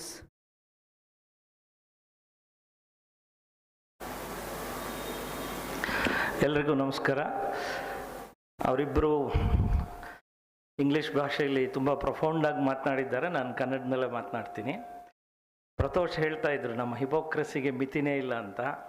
ಸಾಮಾನ್ಯವಾಗಿ ನಾವು ಸಹ ಕರ್ನಾಟಕ ರಾಜ್ಯೋತ್ಸವ ಮತ್ತು ಕನ್ನಡದ ದಿನಗಳಂದು ಕನ್ನಡದ ಬಗ್ಗೆ ಪುಂಖಾನುಪುಂಖವಾಗಿ ಮಾತಾಡ್ತೀವಿ. ನಮ್ಮ ಮಕ್ಕಳನ್ನು ಇಂಗ್ಲೀಷ್ ಶಾಲೆಗಳಿಗೆ ಕಳಿಸ್ತಾ ಇರ್ತೀವಿ. ಸೊ ಇದು IKSಗೆ ಸಂಬಂಧಪಟ್ಟಾಗಿಯೂ ಹಾಗೆಯೇ ಆಗ್ತಾ ಇದೆ ಅನ್ನುವಂಥ ಒಂದು ಪ್ರಿಯಾಂಬಲ್ನೊಂದಿಗೆ ನನ್ನ ಕೆಲವು ಅಭಿಪ್ರಾಯಗಳನ್ನು ಹಂಚಿಕೊಳ್ತೇನೆ. ಯಾವುದು ರೆಲೆವೆಂಟ್ ಈ ಜಗತ್ತಿನಲ್ಲಿ ಅಂದರೆ, ವೇದಿಕ್ ಸೈನ್ಸಾ ಅಥವಾ ನಮ್ಮ ಮಾಡರ್ನ್ ಸೈನ್ಸಾ ಅಥವಾ ಹಳೆಯ ವಿಜ್ಞಾನ ಕ್ರಮಗಳ, ಅದು ಯಾವುದೂ ಅಲ್ಲ. Anything political, anything commercial, sometimes anything communal ತುಂಬ ರೆಲೆವೆಂಟ್ ಆಗುತ್ತೆ ಅಂತ ಮಾತಿದೆ. ಐಡಿಯಾಲಜಿ ಕೊಟ್ಟರೆ ಇವತ್ತು ನೀವು ಯಾವುದೇ ಮ್ಯಾಗ್ಝಿನ್ ಗಮನಿಸಿ, ಯಾವುದೇ ನ್ಯೂಸ್ ಪೇಪರ್ ಗಮನಿಸಿ, ಯಾವುದೇ ರೀತಿಯ ವಿಜ್ಞಾನಕ್ಕೆ ಕೊಟ್ಟಿರುವಂಥ ಸ್ಥಾನ ಅತ್ಯಂತ ಕಿರಿದು. ಯಾವುದೇ ಸಾಮಾಜಿಕ ಮಾಧ್ಯಮಗಳನ್ನು ನೋಡಿ ಅಲ್ಲಿ ವಿಜ್ಞಾನದ ಬಗ್ಗೆ ಚರ್ಚೆ ಆಗೋದಿಲ್ಲ. ಚರ್ಚೆ ಆಗೋದೇನಿದ್ರೂ ರಾಜಕೀಯದ ಬಗ್ಗೆ, ಹಣದ ಬಗ್ಗೆ ಮತ್ತು ಆಟಗಳ ಬಗ್ಗೆ. The most importance is given to only these 3 things. ಇದನ್ನು ನಮ್ಮ ಅದೃಷ್ಟ ಅನ್ಬೇಕೋ ದುರದೃಷ್ಟ ಅನ್ಬೇಕೋ ಗೊತ್ತಿಲ್ಲ. ಈ BHSನ ವೇದಿಕೆಯಲ್ಲಿ ನನಗೆ ಮಾತನಾಡಲಿಕ್ಕೆ ಒಂದು ರೀತಿಯ ಖುಷಿ ಯಾಕಾಗ್ತಿದೆ ಅಂತಂದರೆ, 30 ವರ್ಷಗಳ ಹಿಂದೆ ನಾನು ಇದೇ ಕಾಲೇಜಿನಲ್ಲಿ ಕೆಲಸ ಮಾಡ್ತಿದ್ದೆ, ಇದೇ ಜಾಗದಲ್ಲಿ ಓಡಾಡ್ತಿದ್ದೆ, ಇಲ್ಲಿ ನಾವು ಕ್ರಿಕೆಟ್ ಆಡುವಂಥ ಜಾಗ ಆಗಿತ್ತಿದ್ದು ಅನ್ನೋದನ್ನು ನೆನಪಿಸ್ಕೊಳ್ತಾ, ವೇದಿಕ್ ಸೈನ್ಸ್ ಮತ್ತು AI ರೆವಲ್ಯೂಷನ್ ಅನ್ನುವಂಥ ಒಂದು ಟಾಪಿಕ್ ಇವತ್ತಿತ್ತು. ರೆಲೆವೆನ್ಸ್ ಯಾಕೆ ಅಂತ ಹೇಳ್ತೇನೆ ಅಂದರೆ, ಭಾರತದ ಜನಸಂಖ್ಯೆಗೆ ಒಂದು ದೊಡ್ಡ ರೆಲೆವೆನ್ಸ್ ಇದೆ. AI ನಿಂತಿರೋದೇ ಒಂದು ಬಿಗ್ ಡಾಟಾ ಮೇಲೆ, ಒಂದು ಬೃಹತ್ ದತ್ತಾಂಶ ಅಂತ ಹೇಳ್ತೇವೆ ನಾವು. ಡಾಟಾ ಇರಲೇಬೇಕು AI ಸರ್ವೈವ್ ಆಗಬೇಕು ಅಂದರೆ. ನಮ್ಮ ಜನಸಂಖ್ಯೆಯಿಂದ ಸಾಕಷ್ಟು ಡಾಟಾ ಪ್ರೊಡ್ಯೂಸ್ ಆಗ್ತಾ ಇದೆ. ಹಾಗಾಗಿ ವೇದಿಕ್ ಸೈನ್ಸ್ಗಾಗಲಿ, ಮಾಡರ್ನ್ ಸೈನ್ಸ್ಗಾಗಲಿ ಅಥವಾ ಆರ್ಟಿಫಿಷಿಯಲ್ ಇಂಟೆಲಿಜೆನ್ಸ್ಗಾಗಲಿ ನಮ್ಮ ಡಾಟಾ ಬೇಕೇ ಬೇಕು. ಹಾಗಾಗಿ ಇದು ರೆಲೆವೆಂಟ್ ಆಗುತ್ತೆ ಅನ್ನುವಂಥದ್ದು ನನ್ನ ಭಾವನೆ. ಆಮೇಲೆ ನಮ್ಮ ಪಾರಂಪರಿಕ ಜ್ಞಾನ ವ್ಯವಸ್ಥೆ ಮತ್ತು ಜ್ಞಾನ ಶಾಖೆಗಳು ತುಂಬ ಅತ್ಯುತ್ತಮವಾಗಿದ್ವು ಅನ್ನೋದಕ್ಕೆ ಸಾಕಷ್ಟು ಉದಾಹರಣೆಗಳನ್ನು ನಾವು ಕೊಡ್ಬೋದು. ಒಬ್ಬ ವಿಜ್ಞಾನ ಅಧ್ಯಾಪಕನಾಗಿ ಮತ್ತು ಪರಿಸರದ ಒಟ್ಟಿಗೆ ಕೆಲಸ ಮಾಡುವಂಥವನಾಗಿ ನಾನು ಅನೇಕ ವಿದ್ಯಾರ್ಥಿಗಳನ್ನು ಕಾಡು ಮೇಡು ಅಲ್ಲಿಲಿಕ್ಕೆ ಕರ್ಕೊಂಡು ಹೋಗ್ತಾ ಇದ್ದೆ. ಹೀಗೆ ಒಮ್ಮೆ ಡೆಹ್ರಾಡೂನ್ಗೆ ಕರ್ಕೊಂಡು ಹೋದಾಗ ಒಂದು ರಿಸರ್ಚ್ ಸೆಂಟರ್ನ ವಿಸಿಟ್ ಮಾಡಬೇಕಿತ್ತು. ಬೆಳಿಗ್ಗೆನೆ 8:15 ನೀವು ತಯಾರಿರಬೇಕು. 9ಕ್ಕೆ ರಿಸರ್ಚ್ ಸೆಂಟ್ರ್ ಓಪನ್ ಆಗುತ್ತೆ. ಶಿವಾಲಿಕ್ ಮೌಂಟನ್ಸ್ ಕೇಳಿರ್ತೀರಿ ನೀವು, ಹಿಮಾಲಯದ ತಪ್ಪಲಿನಲ್ಲಿರುವಂಥ ಒಂದು ಜಾಗ. ಅಲ್ಲಿರುವಂಥ ಒಂದು ಸಿಸ್ಮಾಲಿಕ್ ಏನದು ಭೂಕಂಪ ಅಧ್ಯಯನ ಕೇಂದ್ರಕ್ಕೆ ನಾವು ಹೋಗಬೇಕಿತ್ತು. 8:15 ನಾವು ತಯಾರಾಗಿದ್ವಿ.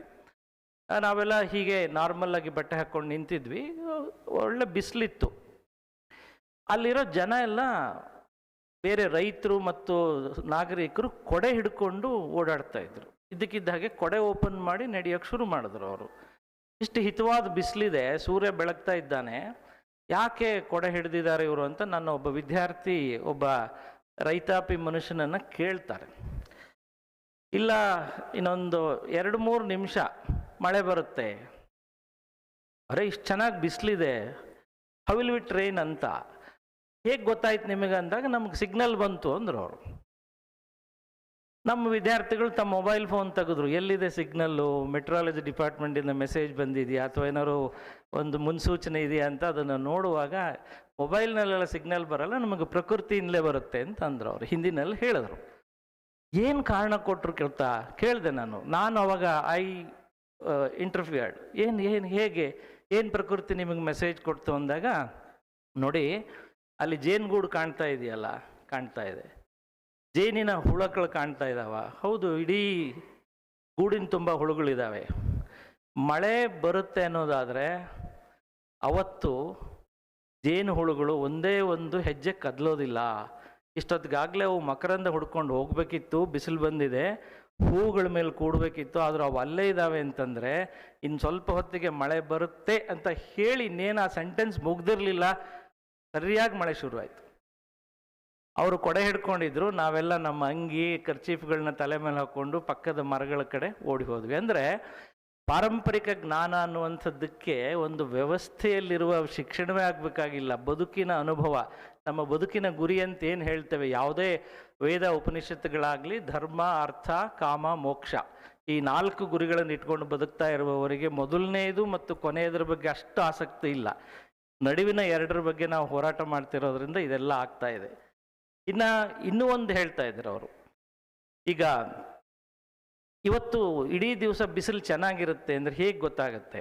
ಒಬ್ಬ ಗೃಹಿಣಿಗೆ ಗೊತ್ತಾಗುತ್ತಂತೆ. ಮನೆಯಲ್ಲಿ ಒಲೆ ಹಚ್ತಾಳಲ್ಲ ಬೆಳಿಗ್ಗೆ, ಆ ಒಲೆ ಹಚ್ಚಿದಾಗ ಹೊಗೆ ನೇರವಾಗಿ ಮೇಲೆ ಹೋಯಿತು ಅಂದರೆ ಇಡೀ ದಿನ ಬಿಸಿಲಿರುತ್ತೆ. ಅದು ಹೀಗೆ ಅಲ್ಲಾಡಿಕೊಂಡು ಆ ಕಡೆ ಈ ಕಡೆ ಮನೆ ತುಂಬ ಸ್ಪ್ರೆಡ್ ಆಯಿತು ಅಂದರೆ ಹೊರಗಡೆ ಗಾಳಿ ಬೀಸುತ್ತೆ, ಚಂಡಮಾರುತ ಹೇಳ್ಬೋದು, ಮಳೆ ಬರ್ಬೋದು ಅಂತ. ನಿಜ ಅದು. ಇವತ್ತಿನ ಸೈನ್ಸ್ನಲ್ಲಿ ನಾವು ಅದನ್ನು ಕಲಿಸ್ತಾ ಇದ್ದೇವೆ. ಒಬ್ಬ ಗೃಹಿಣಿಗೆ ಗೊತ್ತಾಗ್ತಾ ಇತ್ತು. ಆಮೇಲೆ ಈ ವರ್ಷ ಬೆಂಗಳೂರಲ್ಲಿ ತುಂಬ ಚಳಿ ಇದೆ ಅಲ್ವಾ, ಎಲ್ಲರೂ ಅನುಭವಿಸ್ತಾ ಇದ್ದೀವಿ, ದಪ್ಪ ದಪ್ಪ ಅಂಗಿ ಹಾಕ್ಕೊಂಡು ಬಂದಿದ್ದೇವೆ. ಈ ಚಳಿ ಹೆಚ್ಚಾಗುತ್ತೆ ಅನ್ನೋದನ್ನು ಒಂದು ಮೀನು ಹೇಳುತ್ತೆ ನಮಗೆ.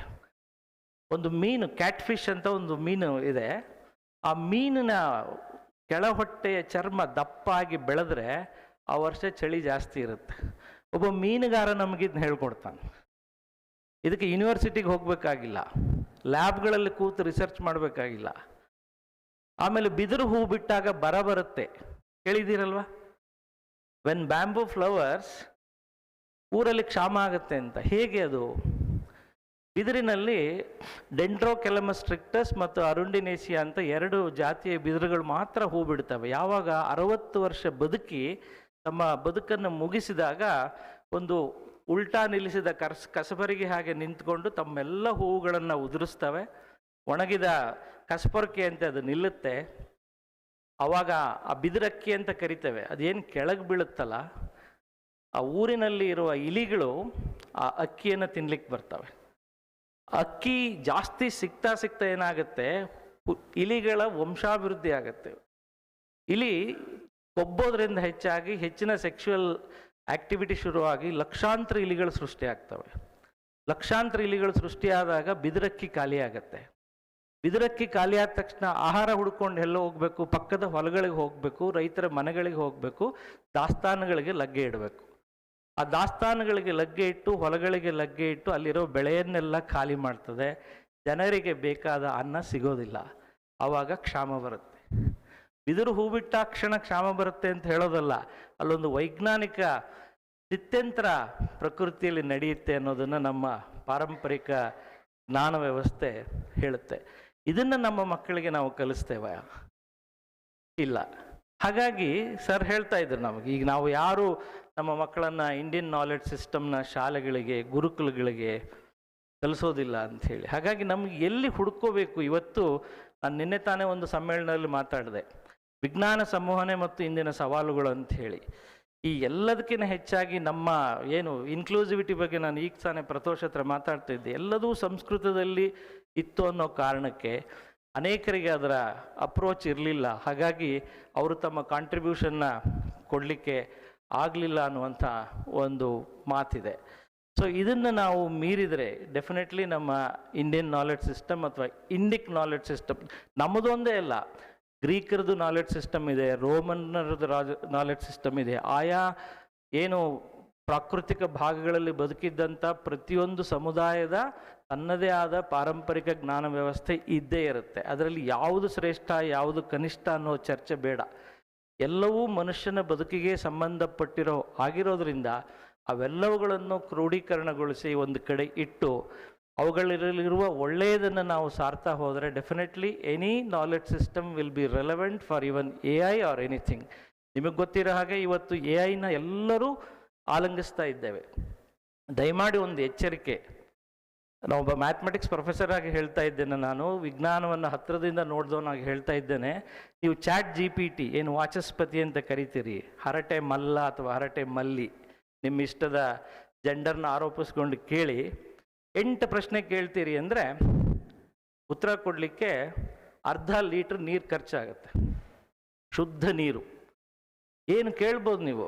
ಚಾಟ್ ಬಾಟ್ ಅನ್ನುವಂಥದ್ದು ಒಂದು ಕಂಪ್ಯೂಟರ್ ಪ್ರೋಗ್ರಾಮಿಂಗ್, ಅದು ಒಂದು ಅಲ್ಗಾರಿದಮ್, ಅದು ನೀರು ಕುಡಿಯುತ್ತಾ ಅಂತ ಇಲ್ಲ. ಈ ನಾವು ಕಳಿಸುವ ಪ್ರಶ್ನೆಗಳು ಸರ್ವರ್ಗೆ ಹೋಗ್ತದೆ, ಡಾಟಾ ಸೆಂಟರ್ಗಳಲ್ಲಿರುವಂಥ ಏನು ಕನ್ವರ್ಟರ್ಗಳಿಗೆ ಹೋಗ್ತದೆ. ಆ ಪ್ರಶ್ನೆಗಳನ್ನು ಉತ್ತರ ಹುಡುಕ್ಲಿಕ್ಕೆ ಲಕ್ಷಾಂತರ ಸಂಭಾವನೀಯತೆಯನ್ನು ಹುಡುಕಿ ಅದು ಉತ್ತರವನ್ನು ಕೊಡುವಾಗ ಅದು ಹೀಟ್ ಆಗ್ತದೆ. ಏನು ಟ್ರಾನ್ಸಿಸ್ಟರ್ ಅಂತ ಕರಿತೇವೆ ಅಥವಾ ಒಂದು ಚಿಪ್ ಏನು ಕರಿತದೆ, ತುಂಬ ಹೀಟ್ ಆಗುತ್ತೆ. ಅದನ್ನು ಕೂಲ್ ಮಾಡಲಿಕ್ಕೆ ಅತ್ಯಂತ ಶುದ್ಧ ನೀರು ಬೇಕು. ಸಮುದ್ರದ ನೀರಲ್ಲ, ಕೊಳಚೆ ನೀರಲ್ಲ, ನಾವು ಕುಡಿಯೋ ನೀರು ಕೂಡ ಅಲ್ಲ, ಅದಕ್ಕಿಂತ ಶುದ್ಧವಾದ ನೀರನ್ನು ಬಳಸಿ ಆ ಡಾಟಾ ಸೆಂಟರ್ಗಳನ್ನು ಕೂಲ್ ಮಾಡ್ತಾರೆ. ಹಾಗಾಗಿ 8 ಅಥವಾ 9 ಪ್ರಶ್ನೆಗಳನ್ನು ಉತ್ತರಿಸಲಿಕ್ಕೆ ಒಂದು ಚಾಟ್ GPT ಅರ್ಧ ಲೀಟರ್ ನೀರನ್ನು ಬಳಸುತ್ತೆ. ಆಮೇಲೆ ಇವತ್ತು ಡಾಟಾ ಸೆಂಟರ್ಗಳು ಬೆಂಗಳೂರಿಗೆ ಬೇಕಾ ಅಂತ ಪ್ರಶ್ನೆ ಬಂದಾಗ ನಾವೆಲ್ಲರೂ ಅಯ್ಯೋ ಡಾಟಾ ಸೆಂಟರ್ ಇದ್ರೆ ಬೇಕು ಅಂತ ಕೇಳ್ತೇವೆ. ದಯಮಾಡಿ ಬೇಡ. ಒಂದು ಡಾಟಾ ಸೆಂಟರ್ನ ನಡೆಸಲಿಕ್ಕೆ ಪಕ್ಕದಲ್ಲಿ ಒಂದು ಅಣುವಿದ್ಯುತ್ ಸ್ಥಾವರ ಬೇಕು, ಅಷ್ಟು ದೊಡ್ಡ ಎಲೆಕ್ಟ್ರಿಸಿಟಿಯನ್ನು ಬೇಡುತ್ತದು. ಆಯಿತಾ? ಇವತ್ತು ಈ ಚಾಟ್ GPT 1 ತಿಂಗಳು ಏನಾದರೂ ಕೆಲಸ ಮಾಡಿದರೆ, ಚಾಟ್ GPT ಅಂತ ಏನು ಹೇಳ್ತೇವೆ, ಯಾವುದೋ ಒಂದು ಚಾಟ್ GPT 1 ತಿಂಗಳು ಕೆಲಸ ಮಾಡಿದರೆ ಇಡೀ ಬೆಂಗಳೂರಿಗೆ ಬೇಕಾದಂಥ 2 ತಿಂಗಳ ವಿದ್ಯುತ್ತನ್ನು ಅದು ಬಳಸುತ್ತಂತೆ. ಇಡೀ ಬೆಂಗಳೂರಿನ ಇಂಡಸ್ಟ್ರಿ, ಮನೆ ಇರ್ಬೋದು, ನಮ್ಮ ಶಾಲೆ, ಕಾಲೇಜು, ಮೈದಾನ, ನಮ್ಮ ಸ್ಟೇಡಿಯಂಗಳಲ್ಲಿ ಬಳಸುವಂಥ ಎಲ್ಲ ವಿದ್ಯುತ್ಗಳ 2 ತಿಂಗಳು ಏನು ಬಳಕೆ ಆಗುತ್ತೋ ಅದು 1 ತಿಂಗಳ ಚಾಟ್ GPTಗೆ ಕೆಲಸ ಮಾಡಲಿಕ್ಕೆ ಬೇಕಾಗತ್ತೆ. ಇಷ್ಟೊಂದು ಒತ್ತಡ ಇರುವಂಥ ಜ್ಞಾನ ನಮಗೆ ಬೇಕೆ. ಅದು ಆರ್ಟಿಫಿಷಿಯಲ್, ಕೃತಕ ಬುದ್ಧಿಮತ್ತೆ ಅಥವಾ ಯಾಂತ್ರಿಕ ಬುದ್ಧಿಮತ್ತೆ ಅಂತ ಏನು ಕರಿತೇವೆ, ಇದನ್ನು ಸಂಪಾದಿಸ್ಕೊಂಡು ನಮ್ಮ ಹ್ಯೂಮನ್ ಇಂಟೆಲಿಜೆನ್ಸ್ನ ಅವಮಾನ ಮಾಡಿಕೊಳ್ಳುವಂಥದ್ದು. ಫಾರ್ ಎಕ್ಸಾಂಪಲ್, ನೀವು ಸಣ್ಣ ಒಂದು ರಜಾಪತ್ರ ಬರೀಲಿಕ್ಕೆ, ಒಂದು ರೆಸಿಗ್ನೇಷನ್ ಬರೀಲಿಕ್ಕೆ ಚಾಟ್ GPTಯನ್ನು ಕೇಳುವಂಥ ಒಂದು ವ್ಯವಸ್ಥೆ ಶುರುವಾಗಿದೆ. ಈಗ ಅದು ಸುಳ್ಳೋ ಅದು ನಿಜವೋ ಅಲ್ವೋ ಅನ್ನೋದನ್ನು ಪತ್ತೆ ಮಾಡಲಿಕ್ಕೆ ಮತ್ತು ಪ್ಲೆಗೇರಿಸಮ್ ಚೆಕ್ ಅಂತ ಅದರ ಕೈಯಲ್ಲೇ ಕೇಳ್ತೇವೆ. ಆ್ಯಕ್ಚುಲಿ ಚಾಟ್ GPT ಅನ್ನುವಂಥದ್ದು ತುಂಬ ವಿಧೇಯ ವಿದ್ಯಾರ್ಥಿ, ನಿಮಗೆ ಯಾವತ್ತೂ ಬೇಜಾರು ಮಾಡೋದಿಲ್ಲ. ಏನೇ ಪ್ರಶ್ನೆ ಕೇಳಿ ಸಹನೀಯ ಉತ್ತರಗಳನ್ನು ಕೊಡುತ್ತೆ, ಖುಷಿಯಾಗ ಉತ್ತರವನ್ನು ಕೊಡುತ್ತೆ. ಒಂದು ಜವಾಬ್ದಾರಿ ನಿಮ್ಮ ಮೇಲಿದೆ, ಅದೇನಾದರೂ ತಪ್ಪು ಉತ್ತರ ಕೊಟ್ಟಾಗ ನೀನು ತಪ್ಪು ಉತ್ತರ ಕೊಟ್ಟಿದೀಯ ಅಂತ ನೀವು ಅದಕ್ಕೆ ಹೇಳಬೇಕು. ಹೇಳದೆ ಮುಂದುವರೆದ್ರೆ ಆ ತಪ್ಪನ್ನು ಅದು ಮುಂದುವರಿಸ್ಕೊಂಡು ಹೋಗುತ್ತೆ. ಹಾಗಾಗಿ ನಮ್ಮ ಜವಾಬ್ದಾರಿ ಜಾಸ್ತಿ ಇದೆ. ಇನ್ನು AI ರೆವಲ್ಯೂಷನ್ ಅನ್ನುವಂಥದ್ದು ವಿಜ್ಞಾನದ ಭವಿಷ್ಯವೋ ಅಥವಾ ಭವಿಷ್ಯದ ವಿಜ್ಞಾನವೋ ಅನ್ನುವಂಥ ಒಂದು ಪ್ರಶ್ನೆ ಇದೆ. ವಿಜ್ಞಾನದ ಭವಿಷ್ಯ ಅದಾಗಿದ್ದರೆ ಒಳ್ಳೆಯದು, ಭವಿಷ್ಯದ ವಿಜ್ಞಾನವೂ ಆಗಬಹುದಾ ಗೊತ್ತಿಲ್ಲ. ಈ ಎಲ್ಲ ಒಂದು ತಾಕಲಾಟಗಳ ನಡುವೆ ನಾವು ಇವತ್ತಿದ್ದೇವೆ. ಆದರೆ ನಿನ್ನೆ ಒಬ್ಬರು ಪ್ರೆಸೆಂಟ್ ಮಾಡಿದ್ರು ಇಲ್ಲಿ ನಮ್ಮ ದೇವರ ಕಾಡುಗಳ ಬಗ್ಗೆ ತುಂಬ ಒಂದು ಒಳ್ಳೆ ಪ್ರೆಸೆಂಟೇಷನ್ ಆಯಿತು. ಪ್ರಕೃತಿ ಉಳಿದ್ರೆ ನಾವು ಉಳಿತೇವೆ ಅನ್ನುವಂಥದ್ದನ್ನು ಯಾವ ಶಾಸ್ತ್ರ, ಯಾವ ಧರ್ಮ, ಯಾವ ಪುಸ್ತಕ, ಯಾವ ಪತ್ರಿಕೆ, ಯಾವ ಮೇಷ್ಟ್ರು ಹೇಳ್ತಾನೋ ಅದು ಶ್ರೇಷ್ಠ. ಅದು ಎಲ್ಲಿದ್ದರೂ ಸಹ, ಅದು ಇಂಡಿಯನ್ ನಾಲೆಡ್ಜ್ ಸಿಸ್ಟಮ್ ಆಗಿರ್ಬೋದು ಅಥವಾ ಫಾರಿನ್ ನಾಲೆಡ್ಜ್ ಸಿಸ್ಟಮ್ ಆಗಿರ್ಬೋದು, ಅದನ್ನು ನಾವೆಲ್ಲರೂ ತಗೊಳ್ಬೇಕು ಅಂತ ಹೇಳ್ತಾ ನನಗೆ ಅವಕಾಶ ಮಾಡಿಕೊಟ್ಟಿದ್ದಕ್ಕೆ ಧನ್ಯವಾದಗಳನ್ನ ಅರ್ಪಿಸಿ ನನ್ನ ಮಾತನ್ನು ಮುಗಿಸ್ತೇನೆ. ನಮಸ್ಕಾರ. Thank you, Dr. Gururaj Sridhar. Sir has given us enormous information about AI. Yes, we need, so wherever we need, we should use it. Thank you. Thank you very much for enlightening us, sir. ನನಗನ್ಸುತ್ತೆ ಇದು ಮೊದಲ ಬಾರಿಗೆ ಇಂಥ ಒಂದು self introspection ಮಾಡ್ಕೊಳ್ಳೋಕ್ಕಾಗಲಿ ಅಥವಾ ಒಂದು scientific ಅಪ್ರೋಚ್ನ ಬೆಳೆಸ್ಕೊಳ್ಳೋಕ್ಕಾಗಲಿ ನಡೀತಾ ಇರುವಂಥ ಒಂದು ಕಾನ್ಫರೆನ್ಸು ಬೆಂಗಳೂರಿನಲ್ಲಿ ಇರಬಹುದು ಅಥವಾ ಕರ್ನಾಟಕದಲ್ಲೇ ಇದು ಮೊದಲ ಬಾರಿಗೆ ನಡೀತಾ ಇದೆ ಅಂತ ನನಗನ್ಸುತ್ತೆ. ಥ್ರೂ ಇಂಡಿಯನ್ ನಾಲೆಡ್ಜ್ ಸಿಸ್ಟಮ್ ಇಂಥದ್ದು ಸಾವಿರಗಳಾಗಲಿ. ಧನ್ಯವಾದಗಳು. Now I request Professor Dr. C.G. Badrinath to propose the vote of thanks.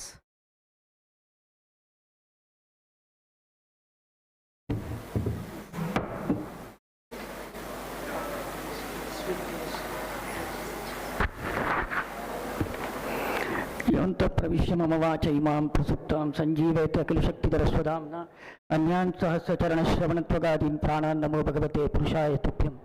Acharya Pavanasmakam Acharya Nichbharati Devo Narayana Srisha Devi Mangaladevata. Because this is a Veda Vijnana platform, I thought it would be appropriate to start with a Bhagavata shloka. And before I actually go to the custom thanks, Institute of Vedic Sciences was started by Prajnananidhi Tirthuru, and he was the founder of this institution, this movement. So I think before granting or before giving our vote of thanks to anybody in the platform, it's our appropriate respect to Prajnananidhi Tirthuru, who is responsible for all that has happened. And also, having been an old member of this institution for quite some time, I have had wonderful interactions with him and with Pujya Swamiji, that is the previous Vijnananidhi Tirthuru, who always used to say, from the known to the unknown. So he had a very good scientific temper, and therefore our first pranams to Prajnananidhi Tirthuru for having started all these things. Now I would like to wholeheartedly thank our Joint Secretary Sri Sridhar, who has come here in spite of all his busy engagements and having graced the occasion.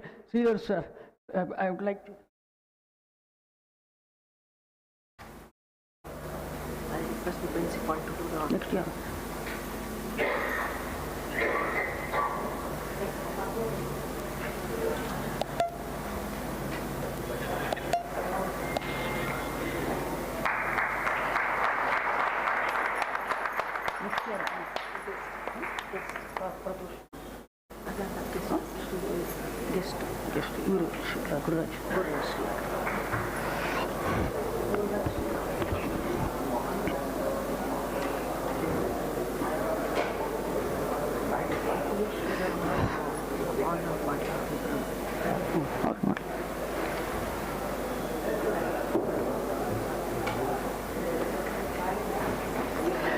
Thank you, sir. I would now like to thank Sri Gururaj for having graced the occasion.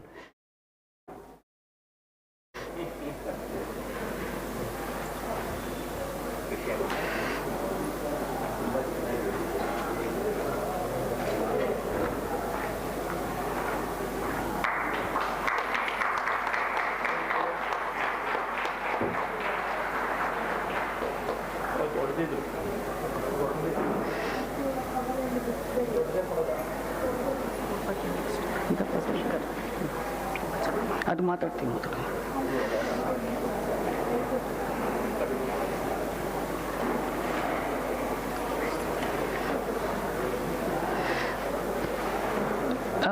Last but not the least, thank you, sir. Last but not the least, our chief speaker of the day, Dr. Pratosh Acharya, who has been a live wire in actually elucidating the concept of AI. Probably in a few years from now, all our Vedas could be transferred into AI, and we could have a better knowledge for the benefit of the younger generation who may not be having a knowledge of Sanskrit. Thank you, sir, for having exposed all these things.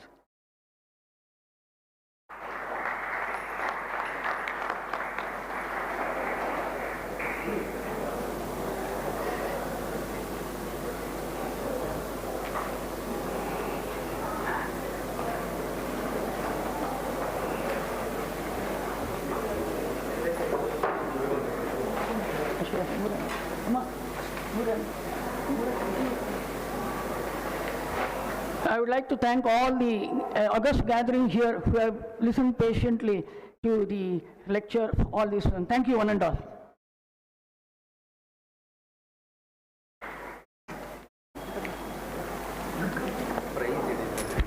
I request everybody to come for the photograph. Yes. Yes.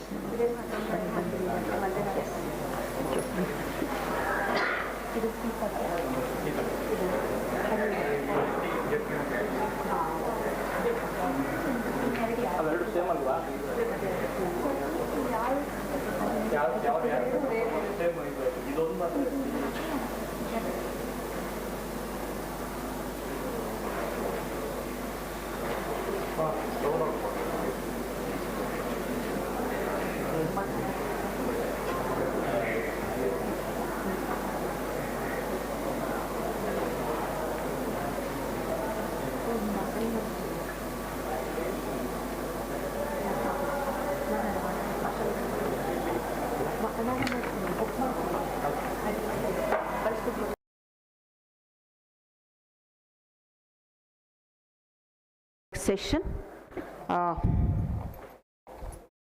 It's going to start.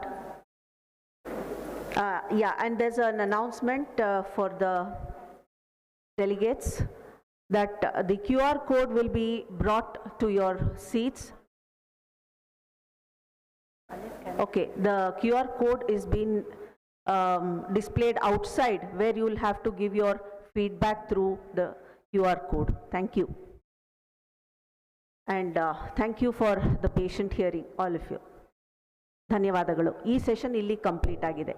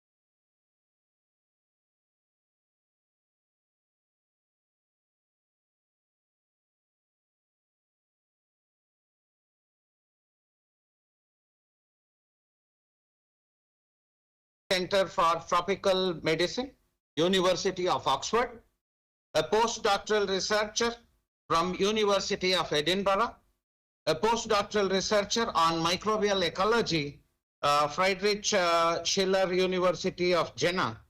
Currently, Dr. Vijay is doing his postdoctoral research in Texas A&M University, K. Vashisht College of Medicine. We welcome you to this conference, Dr. Vijay. Thank you, sir. A doyen in the field of biology, Dr. M.J. Sundarrao is undoubtedly the Pitamaha Professor of Biology, a recipient of Karnataka Vijnana Parishat Award for Creative Science Writing, a recipient of Savitramma Belawadi Memorial State Award. Dr. M.J. Sundarram is also the recipient of Udaya Banu Vidya Ratna. Dr. Sundarram is a prolific writer with more than 25 books to his credit. We are extremely honored to have you as the chair and moderator of this session, sir. Most welcome. A graduate and a postgraduate from Mysore University, Dr. Chandrasekharappa has served as the head of the Department of Biology in Surana College since 1997, a member of Botanical Society, Bangalore University, Vice President of Principals Association of PUC Colleges, Bengaluru South. Dr. Chandrasekharappa has authored PU textbooks and lab manuals as well. Presently, Dr. Chandrasekharappa is serving as the principal of Surana Independent PU College, South End Road, Baswangudi. From tuberculosis to cell biology, from pathology to microbiology, with a various range of interests, Dr. Vijay is having a vast experience in all these subjects. We are very eager to hear you, Dr. Vijay. Over to you, sir. Thanks for the opportunity. Can I share my screen?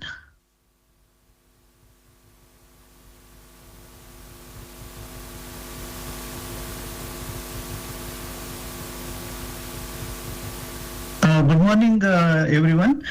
First of all, I want to thank National Institute of Vedic Sciences and Vijaya College for giving me an opportunity to discuss my perspective about Vedic insights into immune regulation and autoimmune condition. Specifically, I also want to thank all the chairperson and also the dignitaries and the audience. I have to mention specifically Muralidharan sir and Ashalata madam, Professor Ashalata madam, who have given me this opportunity and also encouraged me to present my view on this topic. I am honored with that.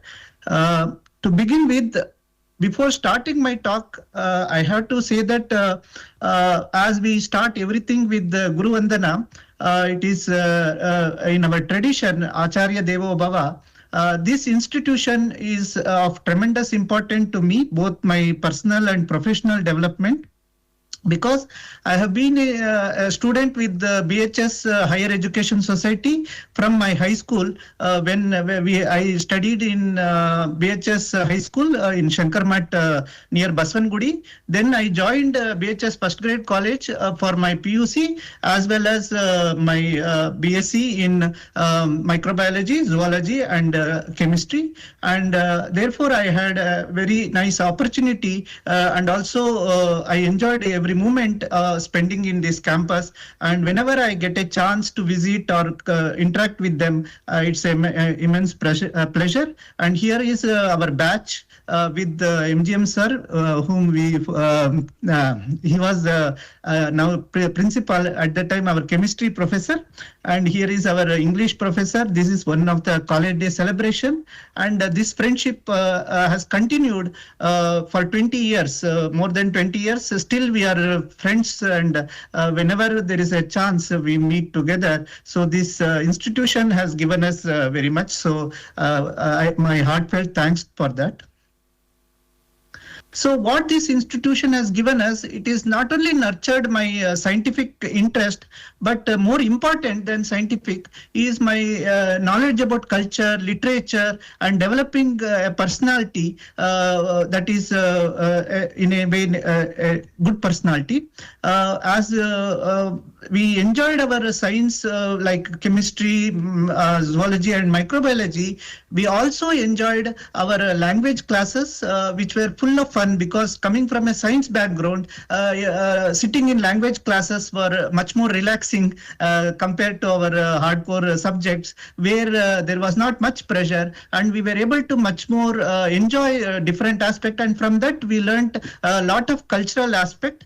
This includes understandings like Manava Jati Tanundevalam, that is Pampa saying, as well as Kasavaram Embudu Nere Sairi Salarpode Paravicharamam Paradharmamam, that is in Kaviraja Marga.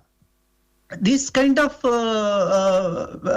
the culture that they inculcated in us, our Kannada and English teachers, help us not only develop our scientific perspective, also to develop a personality and personal interaction with others. When we are, as Naveen sir mentioned, I worked in different countries and in different cultures, interacting with different people, and carrying this kind of values help us to have a better communication and developing a good friendship and rapport with the international community.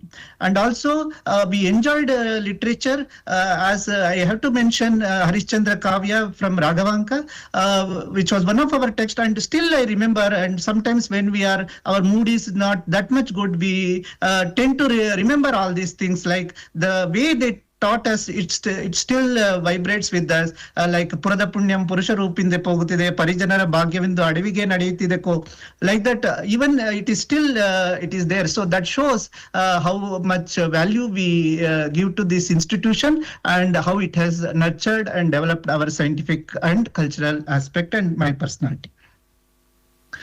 Coming to overview of the research question development about Vedic insight into immune regulation and autoimmune condition, this investigation was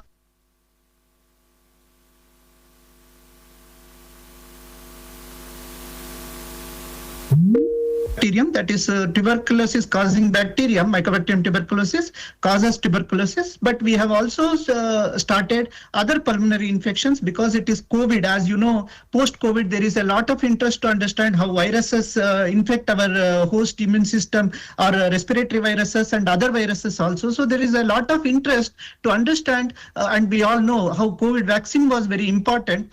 So there is an interest to understand how our immune system functions, what all factor influences this immune system, and we have to look at not in a narrow perspective, but much more in a holistic health, and how our traditional wisdom, because from long ancient time, people have observed, for example, during COVID time, many of the social distancing, etc. These are modern concepts, true. But also traditionally there were certain beliefs like Sutka. There were some kind of knowledge that there should be, if a person passes away, there should be some distance is maintained, or some kind of a traditional knowledge was there to understand how infection spread. So that kind of knowledge was there, and it was applied. So to understand how this, so that was my initial developments, to understand how this research can be bridged with the traditional knowledge as well as the modern science, how they interact with each other. And this we have discussed, as sir mentioned, I did my PhD under the supervision of Professor Ajit Kumar, who is a professor in microbiology and cell biology department at Indian Institute of Science, Bangalore. And he was also passionate about these things, looking into various practices which can give a holistic health approach rather than targeting very specific condition, looking at a much holistic nature. when I moved to Texas A&M, interestingly, I found that there is a yoga club here, and every Friday they meet. So fellow postdocs, researchers meet, and they call different people from different perspective on life itself. So here you can see an interaction with Romapada Swamiji, who is trying to have a discussion with the scientist, postdocs, researcher in Texas A&M Yoga Club. To understand how what is beyond material wealth, as the previous speaker was mentioning about how there is world is moving beyond materialism. So after materialism, what? That is the big question. So even in Texas, that question is universal. And all these thoughts were in a dispersed form, but thanks to Associate Professor Ashalata Madam, she told me that you have to put these diverse thoughts into a perspective so that this can be presented in this forum. It's a good opportunity for you, and I am thankful for Madam to helping me to collect all these diverse thoughts and try to put it into a perspective on Vedic insight into immune regulation and autoimmune conditions. So I have divided my talk into multiple, just to give an overview of my talk. In part 1, I identify emerging health problems and why it is, what are the causes for these emerging health problems. Now we will look into that first. So as we know that modern life has changed us tremendously. All the things we use, whether it is our computer or the mobile phone, everything is a contribution from the modern life, is an aspect of modern life, and urbanization is there, industrialization is there, etc. is there.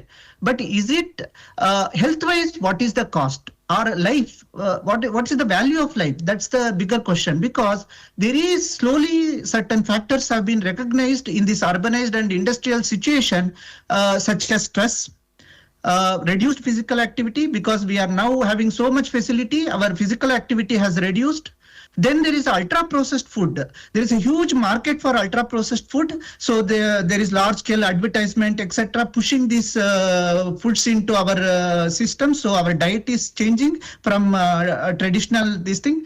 Then the pollution. Every day we hear what is the Delhi air quality, or Bangalore itself. I grew up in Bangalore, and I know how it has changed over the years, and sometimes it pains. Development at what cost? Addiction, and also younger generation, as well as other people also, they have this addiction problem is there, that is also emerging, and these factors are new. Earlier generation, plague was there, or cholera was there, or some other bacterial infection was there. They were afraid of that. But now our immune system, we are exposing to different kind of external factor. We are not much worried about. We are worried about bacterial infection and viral infection. It is true, but also there is additional factors that have come, like stress is there. What is ultra processed food is doing? How pollution is affecting the immune system? So, and addiction, how it affects. So these kind of modern things leads to what is known as emerging problem of health dysregulation. This health dysregulation manifests multiple way. One of the prominent way it manifests is increased obesity. That's one major problem. And also microbiome dysbiosis. Microbiome is in gut, for a general audience, I'm simplifying it. In gut, we have good bacteria. And whenever there is this good bacteria is disturbed, bad bacteria enters the gut, and that can have certain negative consequence on overall health, because having good bacteria in your gut and intestine is mainly intestine is very important, as I will discuss further. And also these factors are new to our immune system. Our immune system has seen viruses, our immune system has seen bacteria, but you are throwing now stress, ultra processed food, pollutions, addictions at our immune system, and our immune system does not know how to, or it is learning, or I don't know it's an interesting evolving aspect, how our immune system is going to interact with these foreign things, and what it will do. and we are seeing the consequences also, because these factors, this modern lifestyle and health dysregulation is finally leading to health complications like heart diseases, respiratory disorders, diabetes, autoimmune diseases, and cancers are increasing in modern society compared to traditional society. Now, as I mentioned, compared to traditional society, then what in traditional society they did good, or they somehow did better, that they did not suffer from this kind of modern health challenges that we are facing. That's where the traditional wisdom comes. That is what our grandparents did, that we are not failed to do. We think we are modern, we have achieved great success, progress, etc. But certain values that we have lost in this process, that is leading to a imbalance in our lifestyle, and how this traditional wisdom can be harnessed for understanding and also countering modern health challenges. That is my theory. For that, in the traditional wisdom, I am searching for a holistic view of human health and happiness. Whether our Indian tradition has a holistic view of human health and happiness, that's the theoretical question. And if there is a theory, is a practical method, because theory alone cannot be sufficient. Is there a practical approach that holistic view of human health can be applied to today's health challenges? So that is the second aspect of the research question. Coming to that theory, when I was looking into Vedic literature, one of the things that fascinated me was the Panchakosha concept of human personality, which is described in the Taittiriya Upanishad. And this Panchakosha concept considers human as body as a holistic way, and life as a holistic way, as made up of 5 interconnected koshas. These 5 interconnected koshas are named as Annamaya Kosha, Pranamaya Kosha, Manomaya Kosha, and Vijnanamaya Kosha, and ultimately leading to Anandamaya Kosha. Now, in case of these Panchakoshas, how they affect our human life as a holistic way, we know that in Annamaya Kosha, food and nutrition can enhance the Annamaya Kosha. In Pranamaya Kosha, yoga and pranayama and other practices can enhance the metabolism and other organ health. So in that way, they can influence the Pranamaya Kosha. In Manomaya Kosha, meditation, which looks into yourself, and arts and literature, which looks outside into different aspect that can have an effect on a mind and to control stress, and that can have an effect on other koshas. So these koshas are interconnected. Now, when we have these koshas are getting balanced, like Annamaya, Pranamaya, and Manomaya Kosha, then we understand what is known as, or what we can consider as a real knowledge, that is known as Vijnanamaya Kosha.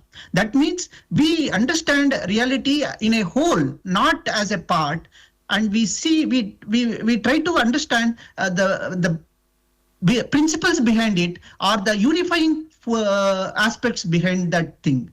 And if we know all these things, what is the use? So in every Vedic text, there is something called Palashruti. So what is the Palashruti of this? What is the Palashruti of that? This Palashruti of this concept is Anandamaya Kosha. That means you reach a state known as Sachit Ananda, Sachidananda. So that's a extremely blissful experience, which is recorded in mystic traditions. Not only Indian mystic tradition, it is also recorded in Sufism and Christian mystic tradition. So in all other mystic traditions also, this is recorded. Now, now after the overview, I go much more deeper into this part. First one, as I discussed, identifying the emerging health problems. For that, we have to understand, as we are looking, focusing on our immune response, because these are the modern life challenges to our immune system. First, we have to have a brief introduction of immune system. I won't go into much detail, because to keep it as convenient for general audience, I will give an overview, because immunology itself is a very deep subject, so it is not possible to cover that in very detail. So your immune system is like your your police system. So in any city, there is a police system. So there is similarly, your body is a city where there is a police system that is called immune system, which is made up of, which is generated from bone marrow, and then thymus it develops, and in spleen it is stored. There is a lymphatic circulation system with lymph nodes and lymphatic vessels which circulate these lymph fluids, and this helps. This is patrolling your body, and it is helping you to fight infections or foreign antigens. Now, immune cells, as I mentioned, it is derived from bone marrow. So it comes as a hematopoietic stem cell, and then it branches out into myeloid progenitor as well as lymphoid progenitor. Myeloid progenitor give rises to monocytes, macrophages, and other immune cells, and lymphoid cells give rise to T cells and B cells. Now, what are these?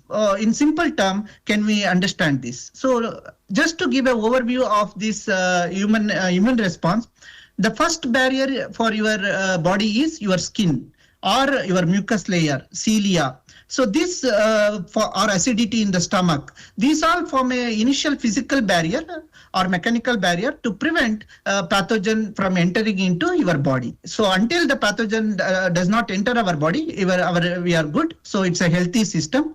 But when this barrier is breached because of some accident, wound, cut, or some other infection, this mucus, the bacteria passing through skin and mucus layer and entering into inner system, then we say that infection has occurred, and that leads to activation of, not leads to, there is active resident innate macrophages. So these are like your patrolling police staff, so who go around the street, look for any suspicious activity.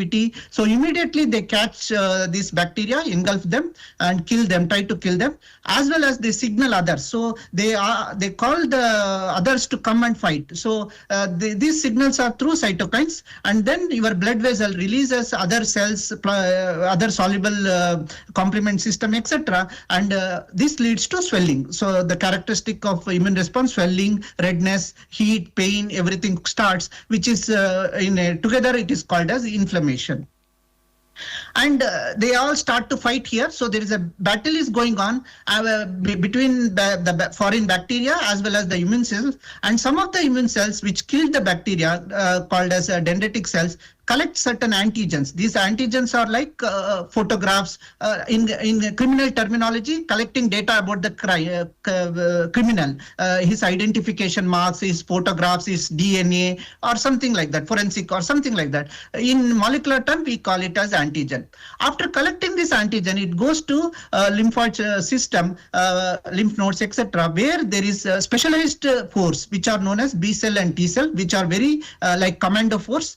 They are the adaptive immune response. This is innate immune response. This is the adaptive immune response. And they recognize there is specific T and B cells which recognize this particular pathogen, and then they decide what kind of response should be mounted. So they get activated and release a response, and that gives kills the pathogen. And then they also generate your antibodies or memory cells, immunological memory. That is the basis of vaccination. You all would have known how COVID vaccine came, and immediately we were able to get protected from COVID because the COVID vaccine mimics the same thing, antigen presentation and then memory creation. Therefore, in future we won't get COVID infection or until the bacteria changes. So sorry, virus changes. So there is also a mechanism, so that I won't go into detail. So when we say inflammation is good for fighting the disease, it is like fire. When you have fire for cooking, you have to highly regulate the fire. Similarly, when inflammation is going on, you have to highly regulate the inflammation. If you don't regulate the inflammation, then it will lead to tissue damage. Because as you know, fire, if you don't have a regulator, then it will burn your own home. Same way, if you don't regulate this fighting force, this police force or the fighting force of your body will start attacking your own cells, leading to autoimmune diseases, allergies, and cancer. For example, here you can see different T cell subsets which are used, which fight different bacterial and fungal infections. But if they get dysregulated, then they lead to autoimmune diseases and inflammation, allergy, etc. And extended inflammation will lead to cancer. Now, How modern life is influencing this immune response? As I mentioned about the different modern life factors, now we will take one by one and see how these modern life factors are affecting our immune system.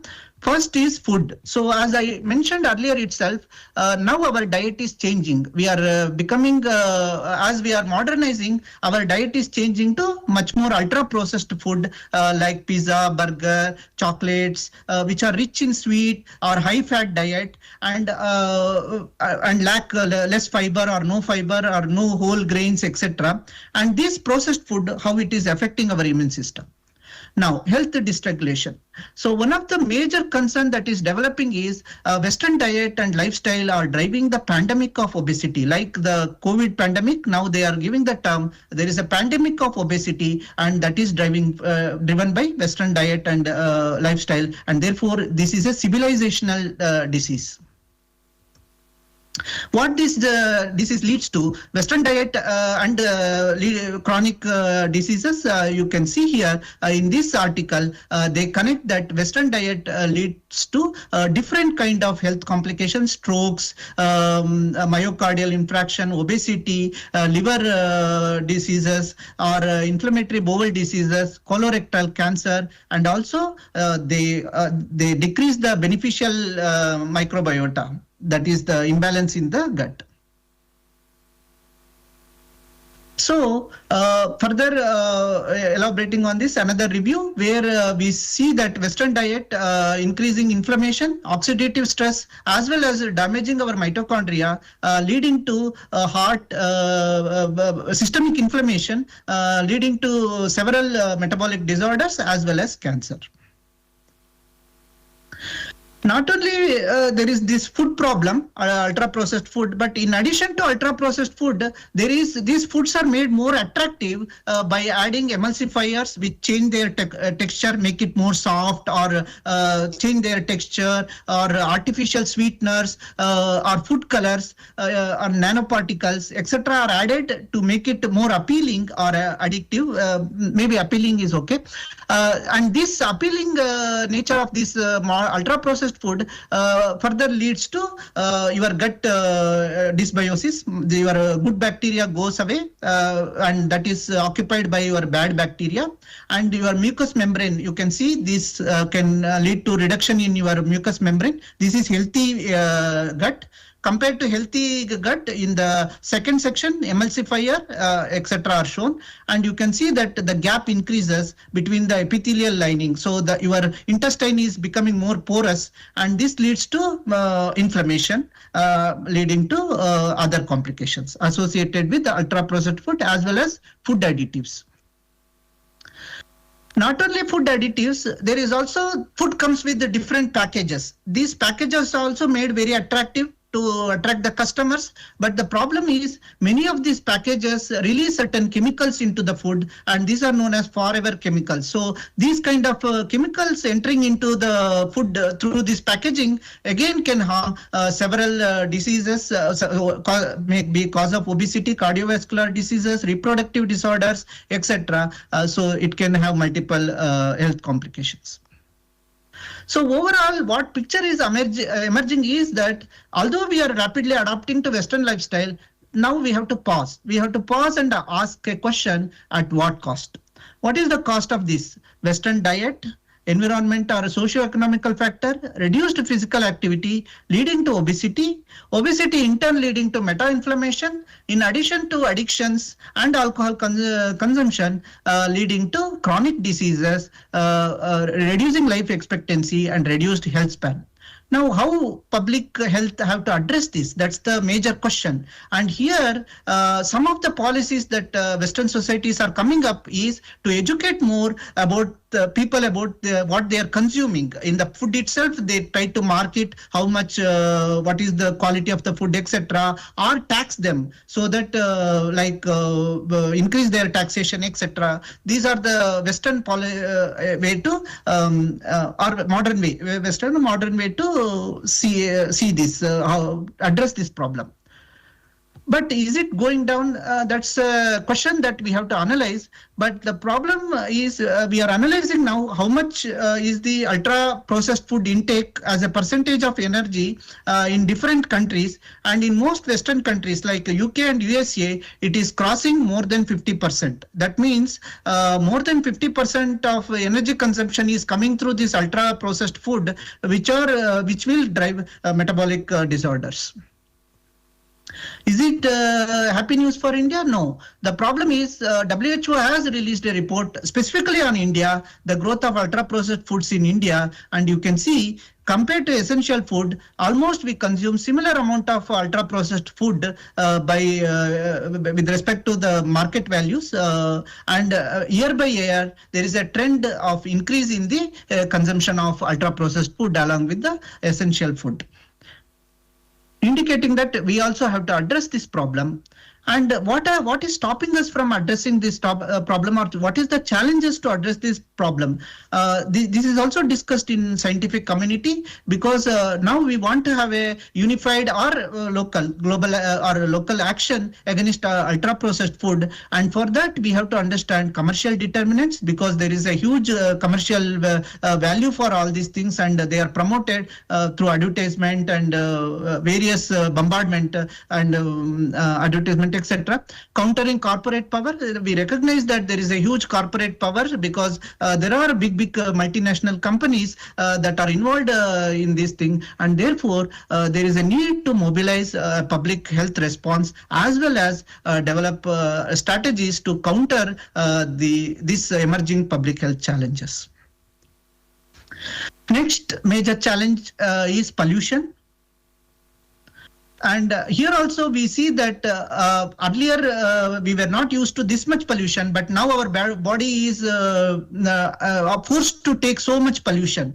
Now when you make this body to take pollution, this leads to inflammation response. Again, uncontrolled inflammation response leading to dysregulation, and this dysregulation can manifest as allergy, asthma, type 1 diabetes, multiple sclerosis, other obesity and other diseases.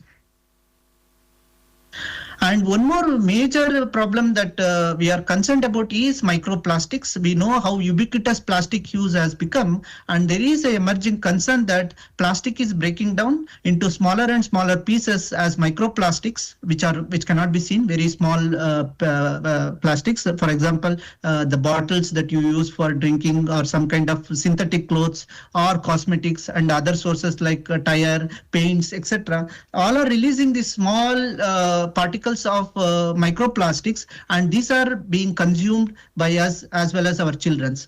So as they consume, it goes into their body and then starts to affect their system, all our system, leading to oxidative stress, DNA damage, promoting systemic multiple health complication, and including cancer.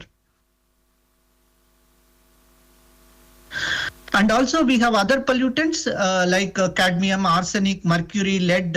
We are using now so many gadgets, so many electronic items, so many things. These are all contributing to heavy metal increase in soil. And this heavy metal increase also leads to persistent airway inflammation in rats. That's a study. Impaired resistance to viral infection in mice. So if you go, this can have an adverse effect on our fighting ability to fight virus or bacteria. So the bacteria or virus can become more stronger because our immune system is not functioning properly because of arsenic, mercury, etc.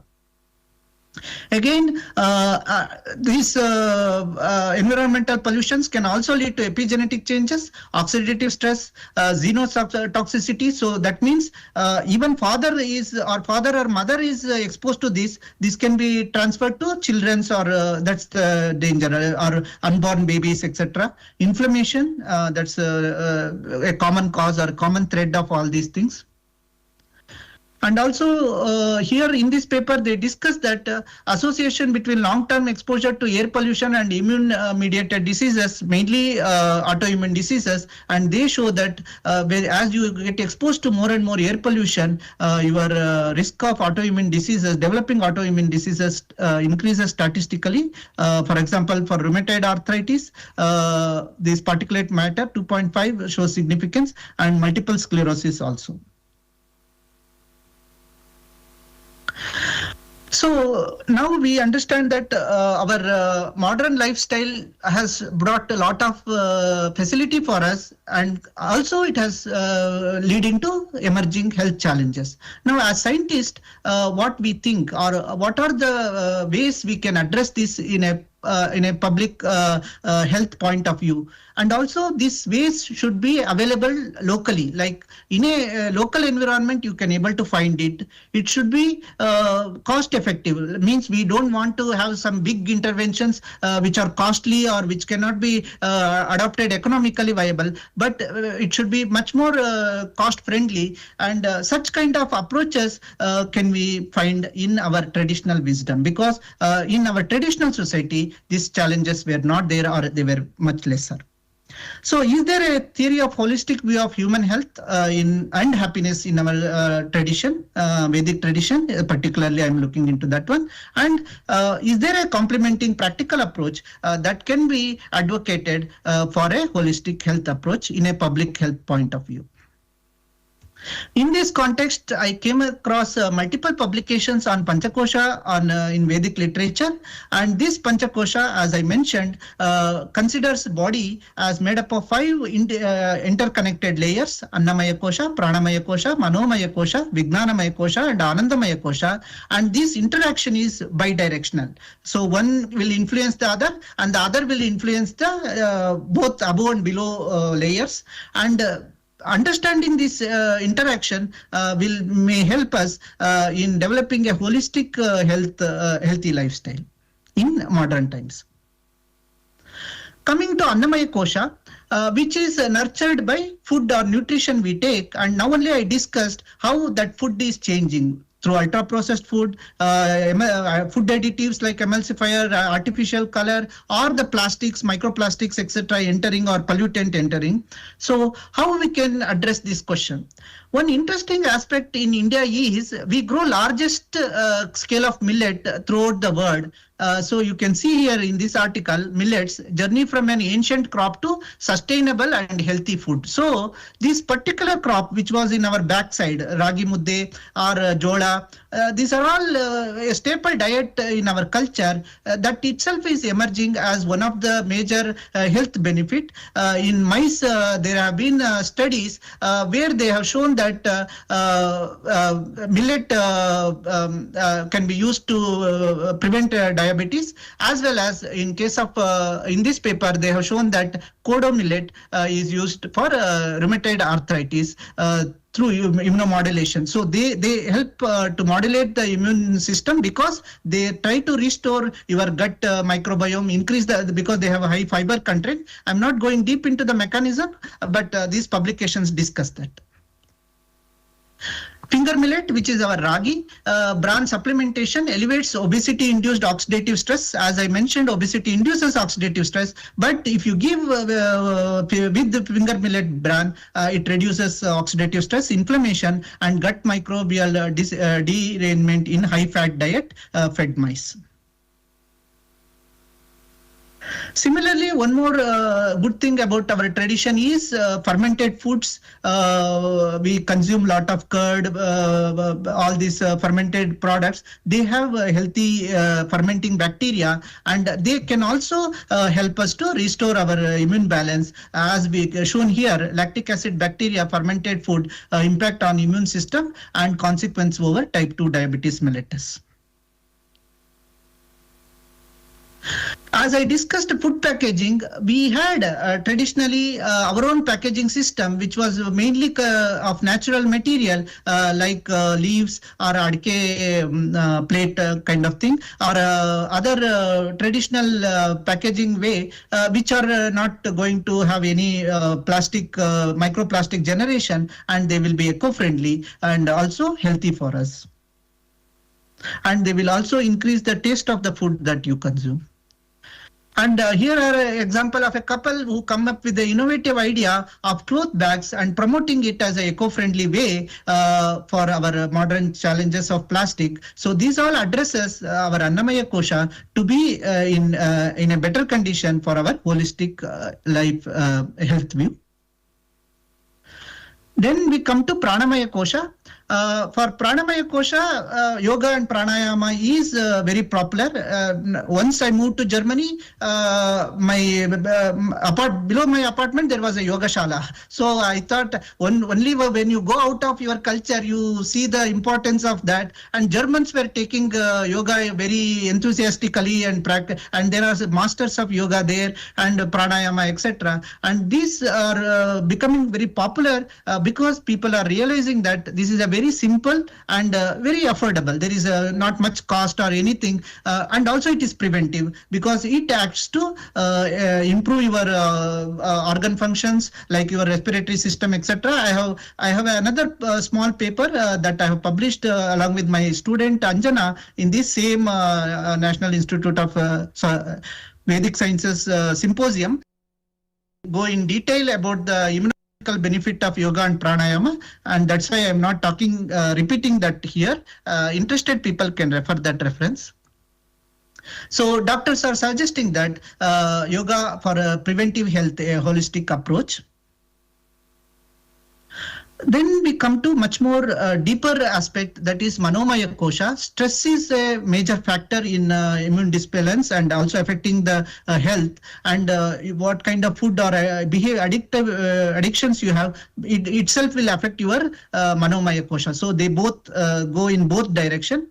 So in Manomaya Kosha, meditation is becoming again a very popular thing. I can show that one. Arts and literature is also there. Arts, meditation looks into the ourself to understand and contemplative in nature, and that has a significant effect on stress management as well as holistic health. Arts and literature looks outside and creates a anubhuti called a rasanubhava, and that rasanubhava helps us to control our stress.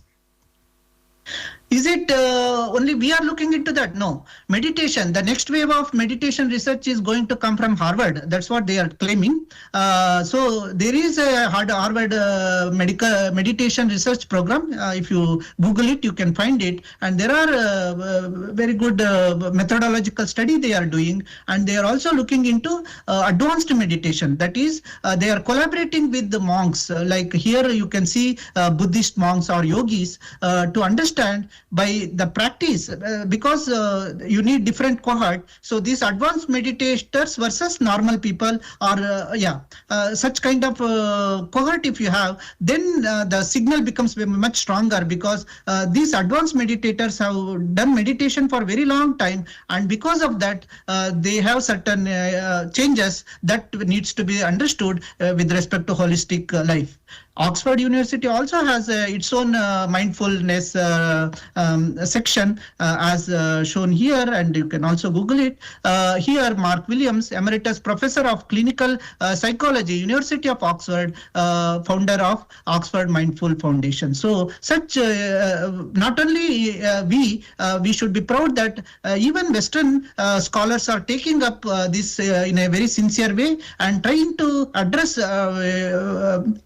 drive benefits of this to the holistic health aspect and improving public health. Just to give an example of one of the publication where they have shown that meditation and immune function, the impact of stress management on the immune system. So if you manage stress, your immune system is interconnected because these layers are these kosha layers are interconnected, and therefore when you manage stress, it has a good effect on your immune system and vice versa. Now, just to summarize these three different koshas that I discussed, Annamaya kosha with millet and whole fiber rich food, able to helping us to control body weight management, improving our healthy gut microbiome like lactobacillus, bifidobacteria, rosoburia, etc. References I have attached in the paper. And also Pranamaya kosha that is enriched by yoga and pranayama, which is able to which help us to increase anti-inflammatory cytokines such as IL-4, IL-10, decrease pro-inflammatory cytokines such as tumor necrosis factor, alpha, NF-kappa B signaling, IL-6, IL-17A, etc. And these kind of balancing aspects and meditation, which reduces stress, and it also connects with regulating inflammation, balancing inflammation, help us to overcome the modern health challenges of cardiovascular health, improving lung function, and also protecting against cancer, autoimmune diseases, and virus infection. So this shows that what traditional values can give us in a modern health challenges, and these are all cost effective. Once again, I want to reiterate it. They are cost effective and they are available in our own local tradition. So there is nothing, we need not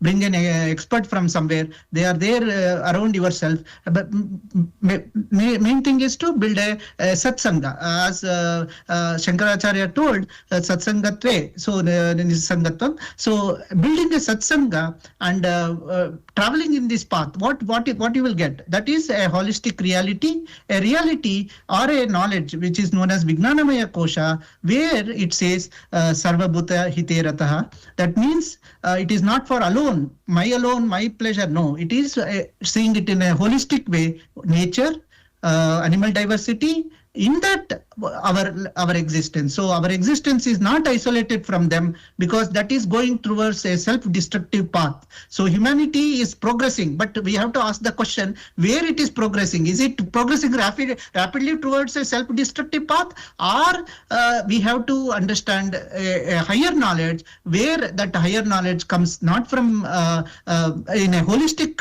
health. Without health, what knowledge you will get? Without good kaya, nothing can come. So starting with this Annamaya, Pranamaya and Manomaya kosha, then only we will reach that higher order of Vijnanamaya kosha, and then the tattvam will become Nischala tattvam. Nirmohatvam, nirmohatve, Nischala tattvam, Nischala tattve, Jivan muktihi.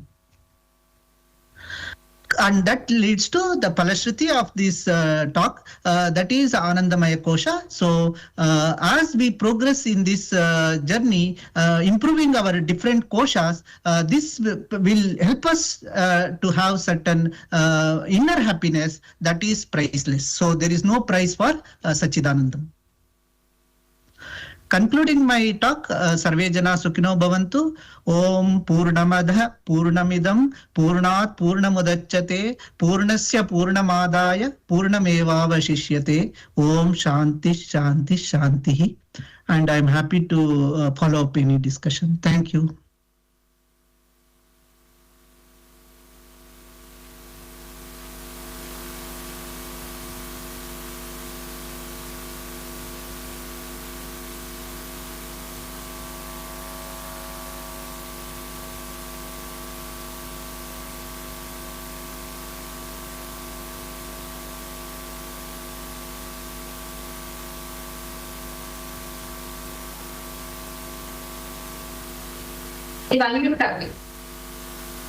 Thank you for a wonderful session, insightful session, Dr. Vijay. Thank you, Naveen sir. Sukirti sir, can you handle the question answer session for us?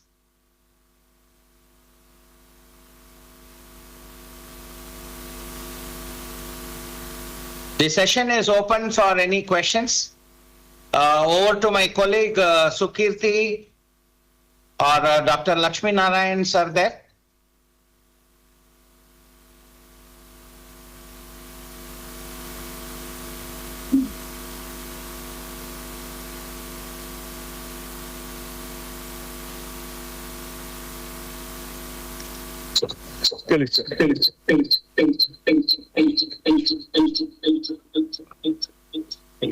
Dr. Vijay Srinivasan. So it's a very good speech and appealing. So what you told regarding the taking of plantain leaf. So some suggestions. This plantain leaf. Now it is not used day to day. During festivals, our elders, they bring the plantain leaf, and according to the distribute this one prasadam. Andre ಬಡಿಸುವಾಗ ಅದು ಪದ್ಧತಿ ಇತ್ತು. That is the Brahmin's style. Yes. And this plantain leaf, it removes the toxicity. Yes. So some of the food, some may not like. So it removes the toxicity, helps in digestion. Yes, sir. And before taking food, they pray for the Annapurna Shloka, so that it is a fulfillment of the taking food. And they, sambar, they prepare the sambar. That is a white pumpkin. That's called a tambuli. Tambuli, especially many coastal places, they prepare tambuli, they serve. So it removes the peripheral neuritis, pain in the shoulders and legs. So it has got the medicinal value. So this helps in taking the fulfillment of our digestion, assimilation, like that. So now in many of the Brahmin families and Avyaka families and in the coastal places, now this one tambuli is very famous. So thank you very much.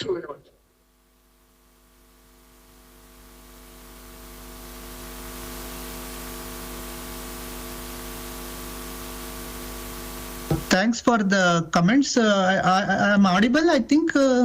Is it okay? Yes. Yes. Yes, sir. Yes. Yes, sir. Yes, it's audible. Thank you. So thanks for the suggestion. As I mentioned earlier itself, there are certain traditional practices which we can see and we can say how it can be adopted in a modern life. And knowing the benefit by scientifically doing research and proving it will make younger generation more interested in such findings and adopting that. And yeah, these are all traditional practices which our elders followed. Yeah. Thanks for the comments.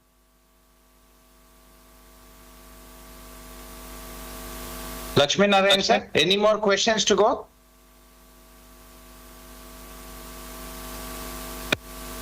No, I don't think so.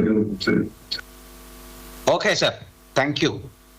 I now hand over the session to the chair and moderator, Dr. Sundaram sir. Sir, over to you, sir.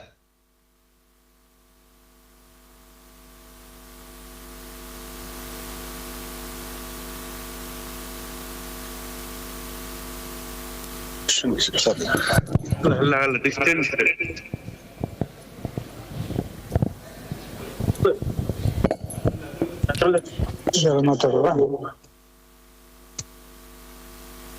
ಇದುವರೆಗೂ ನಾವೆಲ್ಲ ಕೂಡ doctor Vijay Srinivasan ಅವರ ಉಪನ್ಯಾಸವನ್ನ ಕೇಳಿ ಬಹಳ ಖುಷಿ ಪಟ್ಟಿದ್ದೀವಿ.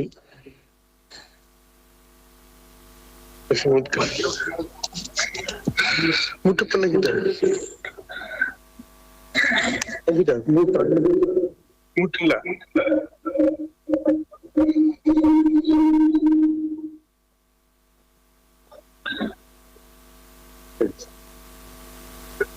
ಅವರು immunity ಬಗ್ಗೆ ಎಲ್ಲಾ ವಿಚಾರಗಳನ್ನು ತಿಳಿಸಿದ್ದಾರೆ. ಲೇಟೆಸ್ಟ್ ಏನೇನ್ ಡೆವಲಪ್ಮೆಂಟ್ಸ್ ಆಗಿದೆ ಮತ್ತೆ ನಮ್ಗೆ ಇಮ್ಯುನಿಟಿ ಬರದೇ ಇರ್ಬೇಕಾದ್ರೆ ಏನೇನ್ ತೊಂದರೆ ಆಗುತ್ತೆ ಎಲ್ಲ ಕೂಡ ವಿಶದವಾಗಿ ತಿಳಿಸಿದ್ದಾರೆ. ಒಂದ್ ಸ್ವಲ್ಪ ಹಿಂದಕ್ಕೆ ಹೋದ್ರೆ ಈ ಇಮ್ಯುನಿಟಿ ಹೇಗೆ ಡೆವಲಪ್ ಆಯ್ತು, ಹೇಗೆ ಕಂಡು ಹಿಡಿದ್ರು ಇದನ್ನ ಅನ್ನೋದಕ್ಕೆ ಒಳ್ಳೆಯ ಕಥೆ ಇದೆ. ನಾವು ಸಾಮಾನ್ಯವಾಗಿ ಏನ್ ಅನ್ಕೋತೀವಿ ಅಂತಂದ್ರೆ ಸಂಶೋಧನೆ ಮಾಡ್ಬೇಕಾದ್ರೆ ತುಂಬಾ ಹೈ ಕ್ವಾಲಿಫಿಕೇಶನ್ ಇರಬೇಕು, MSc ಇರಬೇಕು, PhD ಇರಬೇಕು, ಸಂಶೋಧನೆ ಮಾಡಿ ಒಂದು 10-15 ವರ್ಷ 20 ವರ್ಷ ಆಗಿರ್ಬೇಕು. ಯಾವಾಗ್ಲೂ ಲ್ಯಾಬೊರೇಟರಿನಲ್ಲಿ ಇರಬೇಕು, ತಲೆ ಕೆದರ್ಕೊಂಡು ದಪ್ಪ ಕನ್ನಡಕ, ಸೋಡಾ ಗ್ಲಾಸ್ ಕನ್ನಡಕ ಹಾಕೋಬೇಕು, ಆಮೇಲೆ ಹಳೆ ಏಪ್ರಿಲ್ ಒಂದು ಕೊಳಕಾದ ಏಪ್ರಿಲ್ ಹಾಕೋಬೇಕು. ಈ ತರ ಎಲ್ಲ ಬೇಕಾದಷ್ಟು ತರಹ ಇಮ್ಯಾಜಿನೇಷನ್ ಇರುತ್ತೆ ನಮ್ಮಲ್ಲಿ. ಆದರೆ ವಿಜ್ಞಾನವೇ ಗೊತ್ತಿಲ್ಲದೆ ಇರುವಂತವ್ರು ಅಥವಾ ಏನು ಓದದೇ ಇರುವಂತವ್ರು ಕೂಡ ವಿಜ್ಞಾನಕ್ಕೆ ದೊಡ್ಡ ಕಾಂಟ್ರಿಬ್ಯೂಷನ್ ಮಾಡಿರ್ತಾರೆ ಅನ್ನೋದನ್ನ ನಾವೆಲ್ಲ ಜ್ಞಾಪಿಸ್ಕೋಬೇಕು. ಬೇಕಾದಷ್ಟು ಉದಾಹರಣೆಗಳಿವೆ. ಇಂಗ್ಲೆಂಡ್ನಲ್ಲಿ ಗ್ಲೌಸೆಸ್ಟರ್ಶೈರ್ ಅಂತ ಒಂದು ಊರು, ಅಲ್ಲಿ ಡಾಕ್ಟರ್ ಎಡ್ವರ್ಡ್ ಜೆನ್ನರ್ ಅಂತ ಒಬ್ಬ ಅತಿ ದೊಡ್ಡ ವೈದ್ಯ, ಬಹಳ ಇಂಟ್ರೆಸ್ಟೆಡ್, ಪೇಷಂಟ್ಗಳ ಬಗ್ಗೆ ಬಹಳ ಕಾಳಜಿ ವಹಿಸಿ ಅವ್ರನ್ನ ಟ್ರೀಟ್ ಮಾಡ್ತಾ ಇದ್ರು.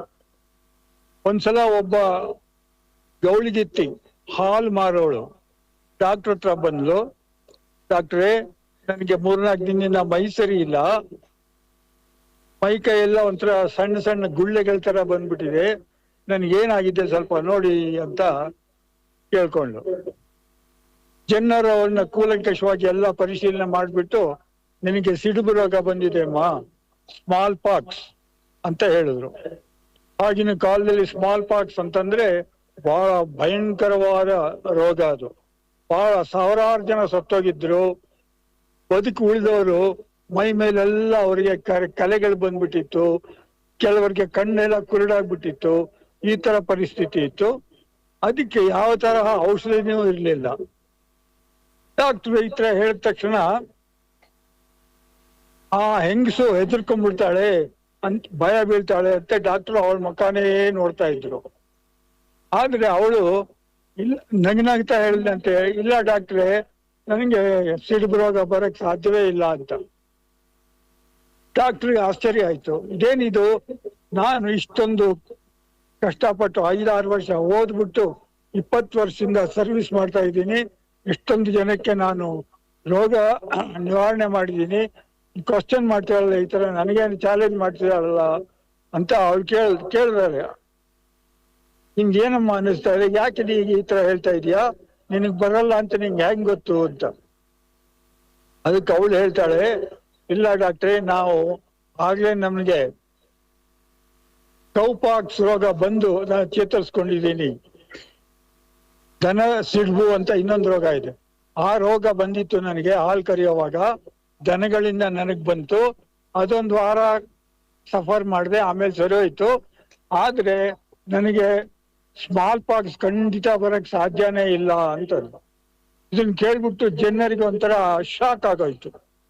ಇದೇನಿದು, ಇಷ್ಟೆಲ್ಲ ಚೆಕ್ ಮಾಡಿ ನಾನು ಮಾತಾಡಿದ್ದೀನಿ, ಇವಳು ಈ ತರ ಹೇಳ್ತಿದ್ದಾಳಲ್ಲ ಅಂತ ಅವನ್ಗೆ ಅದೇ ತಲೆನಲ್ಲಿ ಅದೇ ಓಡ್ತಾ ಇತ್ತು.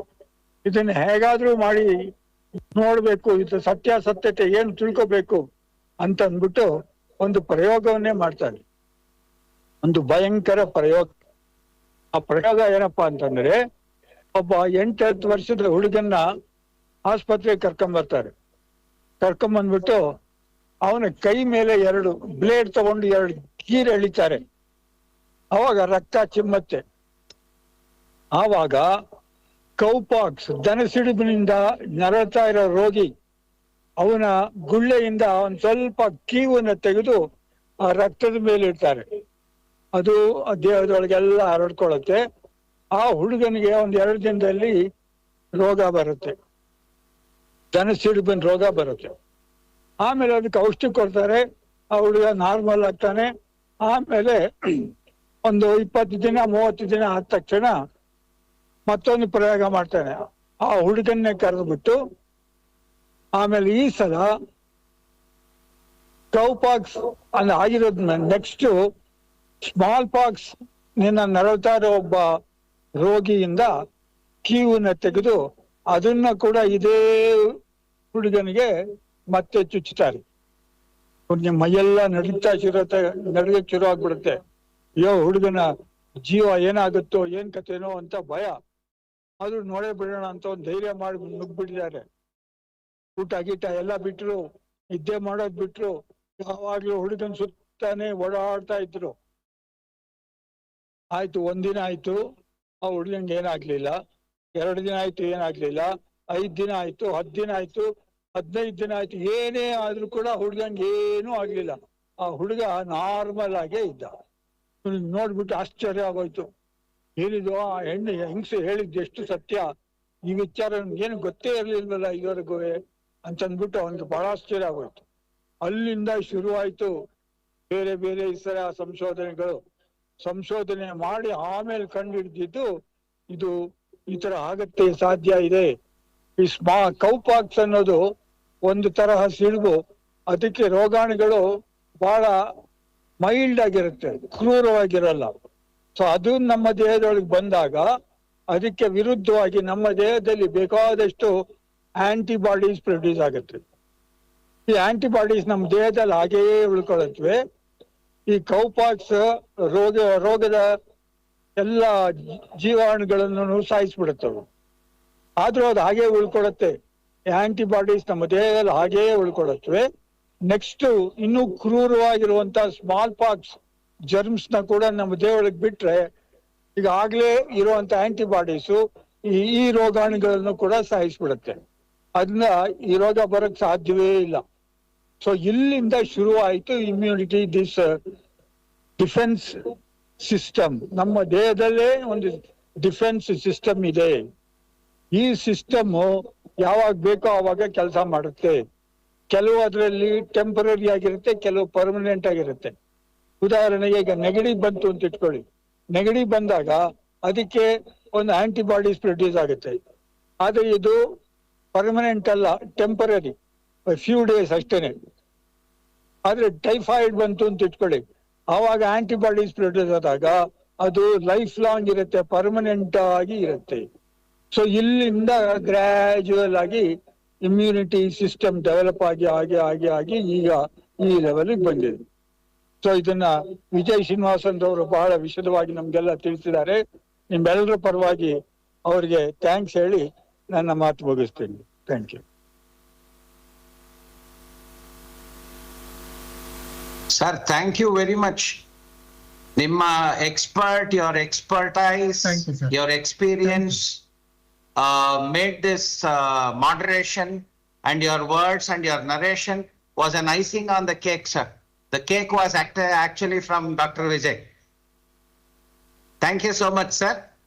Over to my colleague and friend from National Institute of Vedic Sciences, Dr. Guru Raj Rao, for the vote of thanks. ಪರಮ ಪೂಜ್ಯ ವಿಜ್ಞಾನ ನಿಧಿ ತೀರ್ಥರನ್ನ ಪಾದಾರವಿಂದಗಳಿಗೆ ನನ್ನ ಹೃದಯ ಕಮಲದಲ್ಲಿ ನೆನೆಸುತ್ತಾ, ಪ್ರಸ್ತುತ ಪೀಠಾಧಿಪತಿಗಳಾದ Shri Shri Shri ಸುಜಯನಿಧಿ ತೀರ್ಥಗಳನ್ನ ನೆನೆಯುತ್ತಾ, today's most important requirement of the day on the immunity related insights was really important and impactful, because the proverb clearly says stronger every day will boost your immunity. It can be physically, mentally, emotionally, socially, and spiritually. All the parameters were linked on with every concept linking to the day-to-day requirements. And presently, particularly maybe right from our food habits to pranayama or yoga are the antibiotics what we are supposed to take in through the beautiful smile which is missing today with all of us, maybe in the busy world.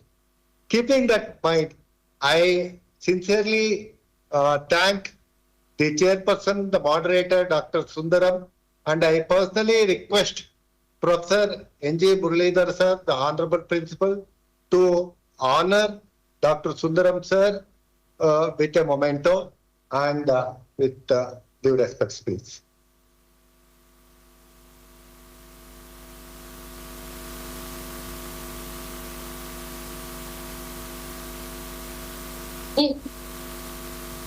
Principal.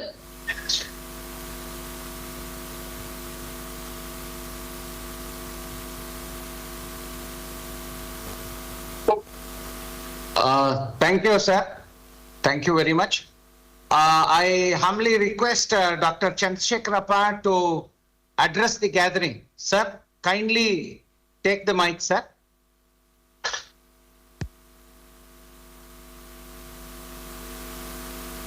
I request the principal of Surana PU College, Dr. Chandrasekharappa, to address the gathering.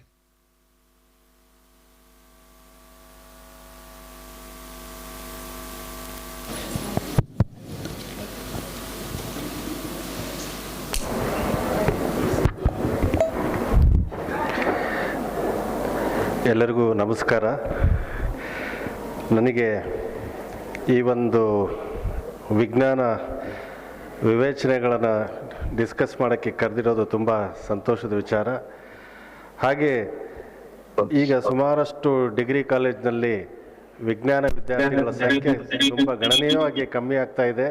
It has drastically come down. I don't know whether it is because of are the need. Most of the time ಎಲ್ಲರಿಗೂ ಜಾಸ್ತಿ ಸಂಬಳ ಬೇಕು ಅಂತೇಳಿ ಎಲ್ಲ computer science ಆ ಥರದ ಕೋರ್ಸ್ಗಳಿಗೆ ಹೋಗ್ತಾ ಇದ್ದಾರೆ. ಹಾಗಾಗಿ ಬೇಸಿಕ್ ಸೈನ್ಸ್ ಕಮ್ಮಿ ಆಗ್ತಾ ಇದೆ. ಬೇಸಿಕ್ ಸೈನ್ಸಿಗೆ ಅಡ್ಮಿಷನ್ ಆಗಬೇಕು ಅಂದರೆ ನಮ್ಮಲ್ಲಿ ಇರೋ PUC ಕಾಲೇಜ್ ಪ್ರಿನ್ಸಿಪಾಲ್ಗಳು ಆದಷ್ಟು ವಿದ್ಯಾರ್ಥಿಗಳಿಗೆ ಇದ್ರ ಬಗ್ಗೆ ತಿಳಿಸ್ಕೊಡ್ಬೇಕು ಅಂತ ನಮ್ಮನ್ನು ಇಲ್ಲಿ ಕರೆಸಿದ್ದಾರೆ. ನಾವು ವಿದ್ಯಾರ್ಥಿಗಳಿಗೆ ಆದಷ್ಟು ಎಲ್ಲ ಥರದ ಏನೇನು ರಿಸರ್ಚ್ ಅಪಾರ್ಚುನಿಟೀಸ್ ಇದೆ ಬೇಸಿಕ್ ಸೈನ್ಸಲ್ಲೂ ಸಹಿತ ಅಲ್ಲಿಂದನೂ ಎಲ್ಲೆಲ್ಲಿಗೆ ಹೋಗ್ಬೋದು ಅಂತ ನಾವು ಆದಷ್ಟು ವಿದ್ಯಾರ್ಥಿಗಳಿಗೆ ವಿಷಯದ ಪಡಿಸ್ತಿದ್ದೀವಿ. ಇನ್ನು ಮುಂದೆನೂ ಇದನ್ನು ಮಾಡ್ತೀವಿ. ಹಾಗೆ ವಿಜಯ ಕಾಲೇಜು ಹಾಗೂ ವೇದಿಕ್ ಸೈನ್ಸ್ನವರು ನಮ್ಮನ್ನು ಇಲ್ಲಿ ಕರೆಸ್ಬಿಟ್ಟು ಒಂದೆರಡು ಮಾತಾಡೋಕ್ಕೆ ಹೇಳಿದ್ದಕ್ಕೆ ತುಂಬ ಸಂತೋಷ ಆಗ್ತಾಯಿದೆ. So always be happy so that your immune system will function very nicely. If you are not happy, so automatically immune system will become weak and we are susceptible to so many diseases anta helta. So let us be happy what we have with us. Thank you very much for calling me here. Thank you very much for this opportunity.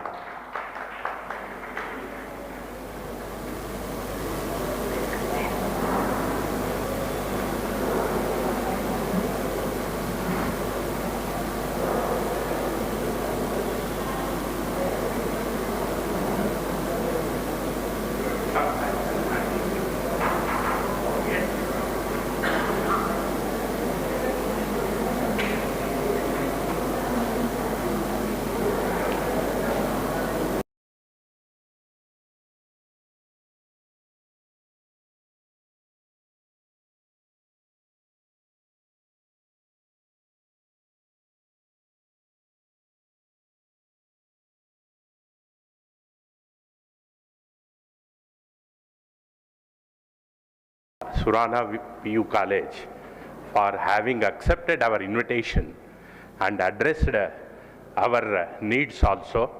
So our gathering, thank you very much, sir. On behalf of NIVS and Vijay College Jayanagar, we thank you very much, and I request our principal MG Muralidhara to honor him.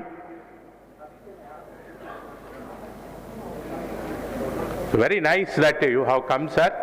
So we wish a lot of help and guidance from your side also, because degree college can survive only through PUC colleges and your guidance.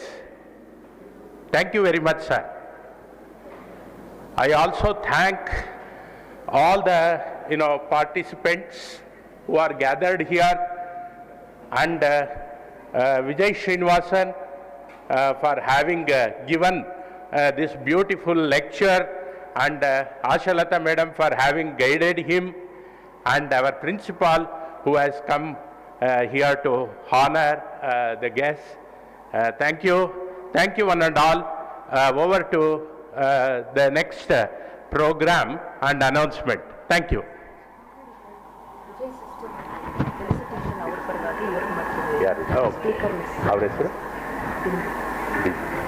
We have Bindu here, who is going to receive the honor on behalf of Vijay Srinivasan. We request Ashalata madam to honor first, and our principal.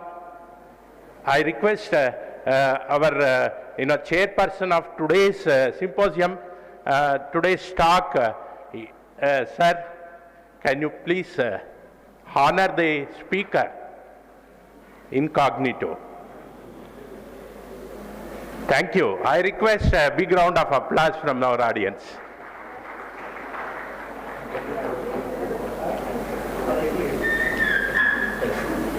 Thank you, Srinivasan, for your lecture.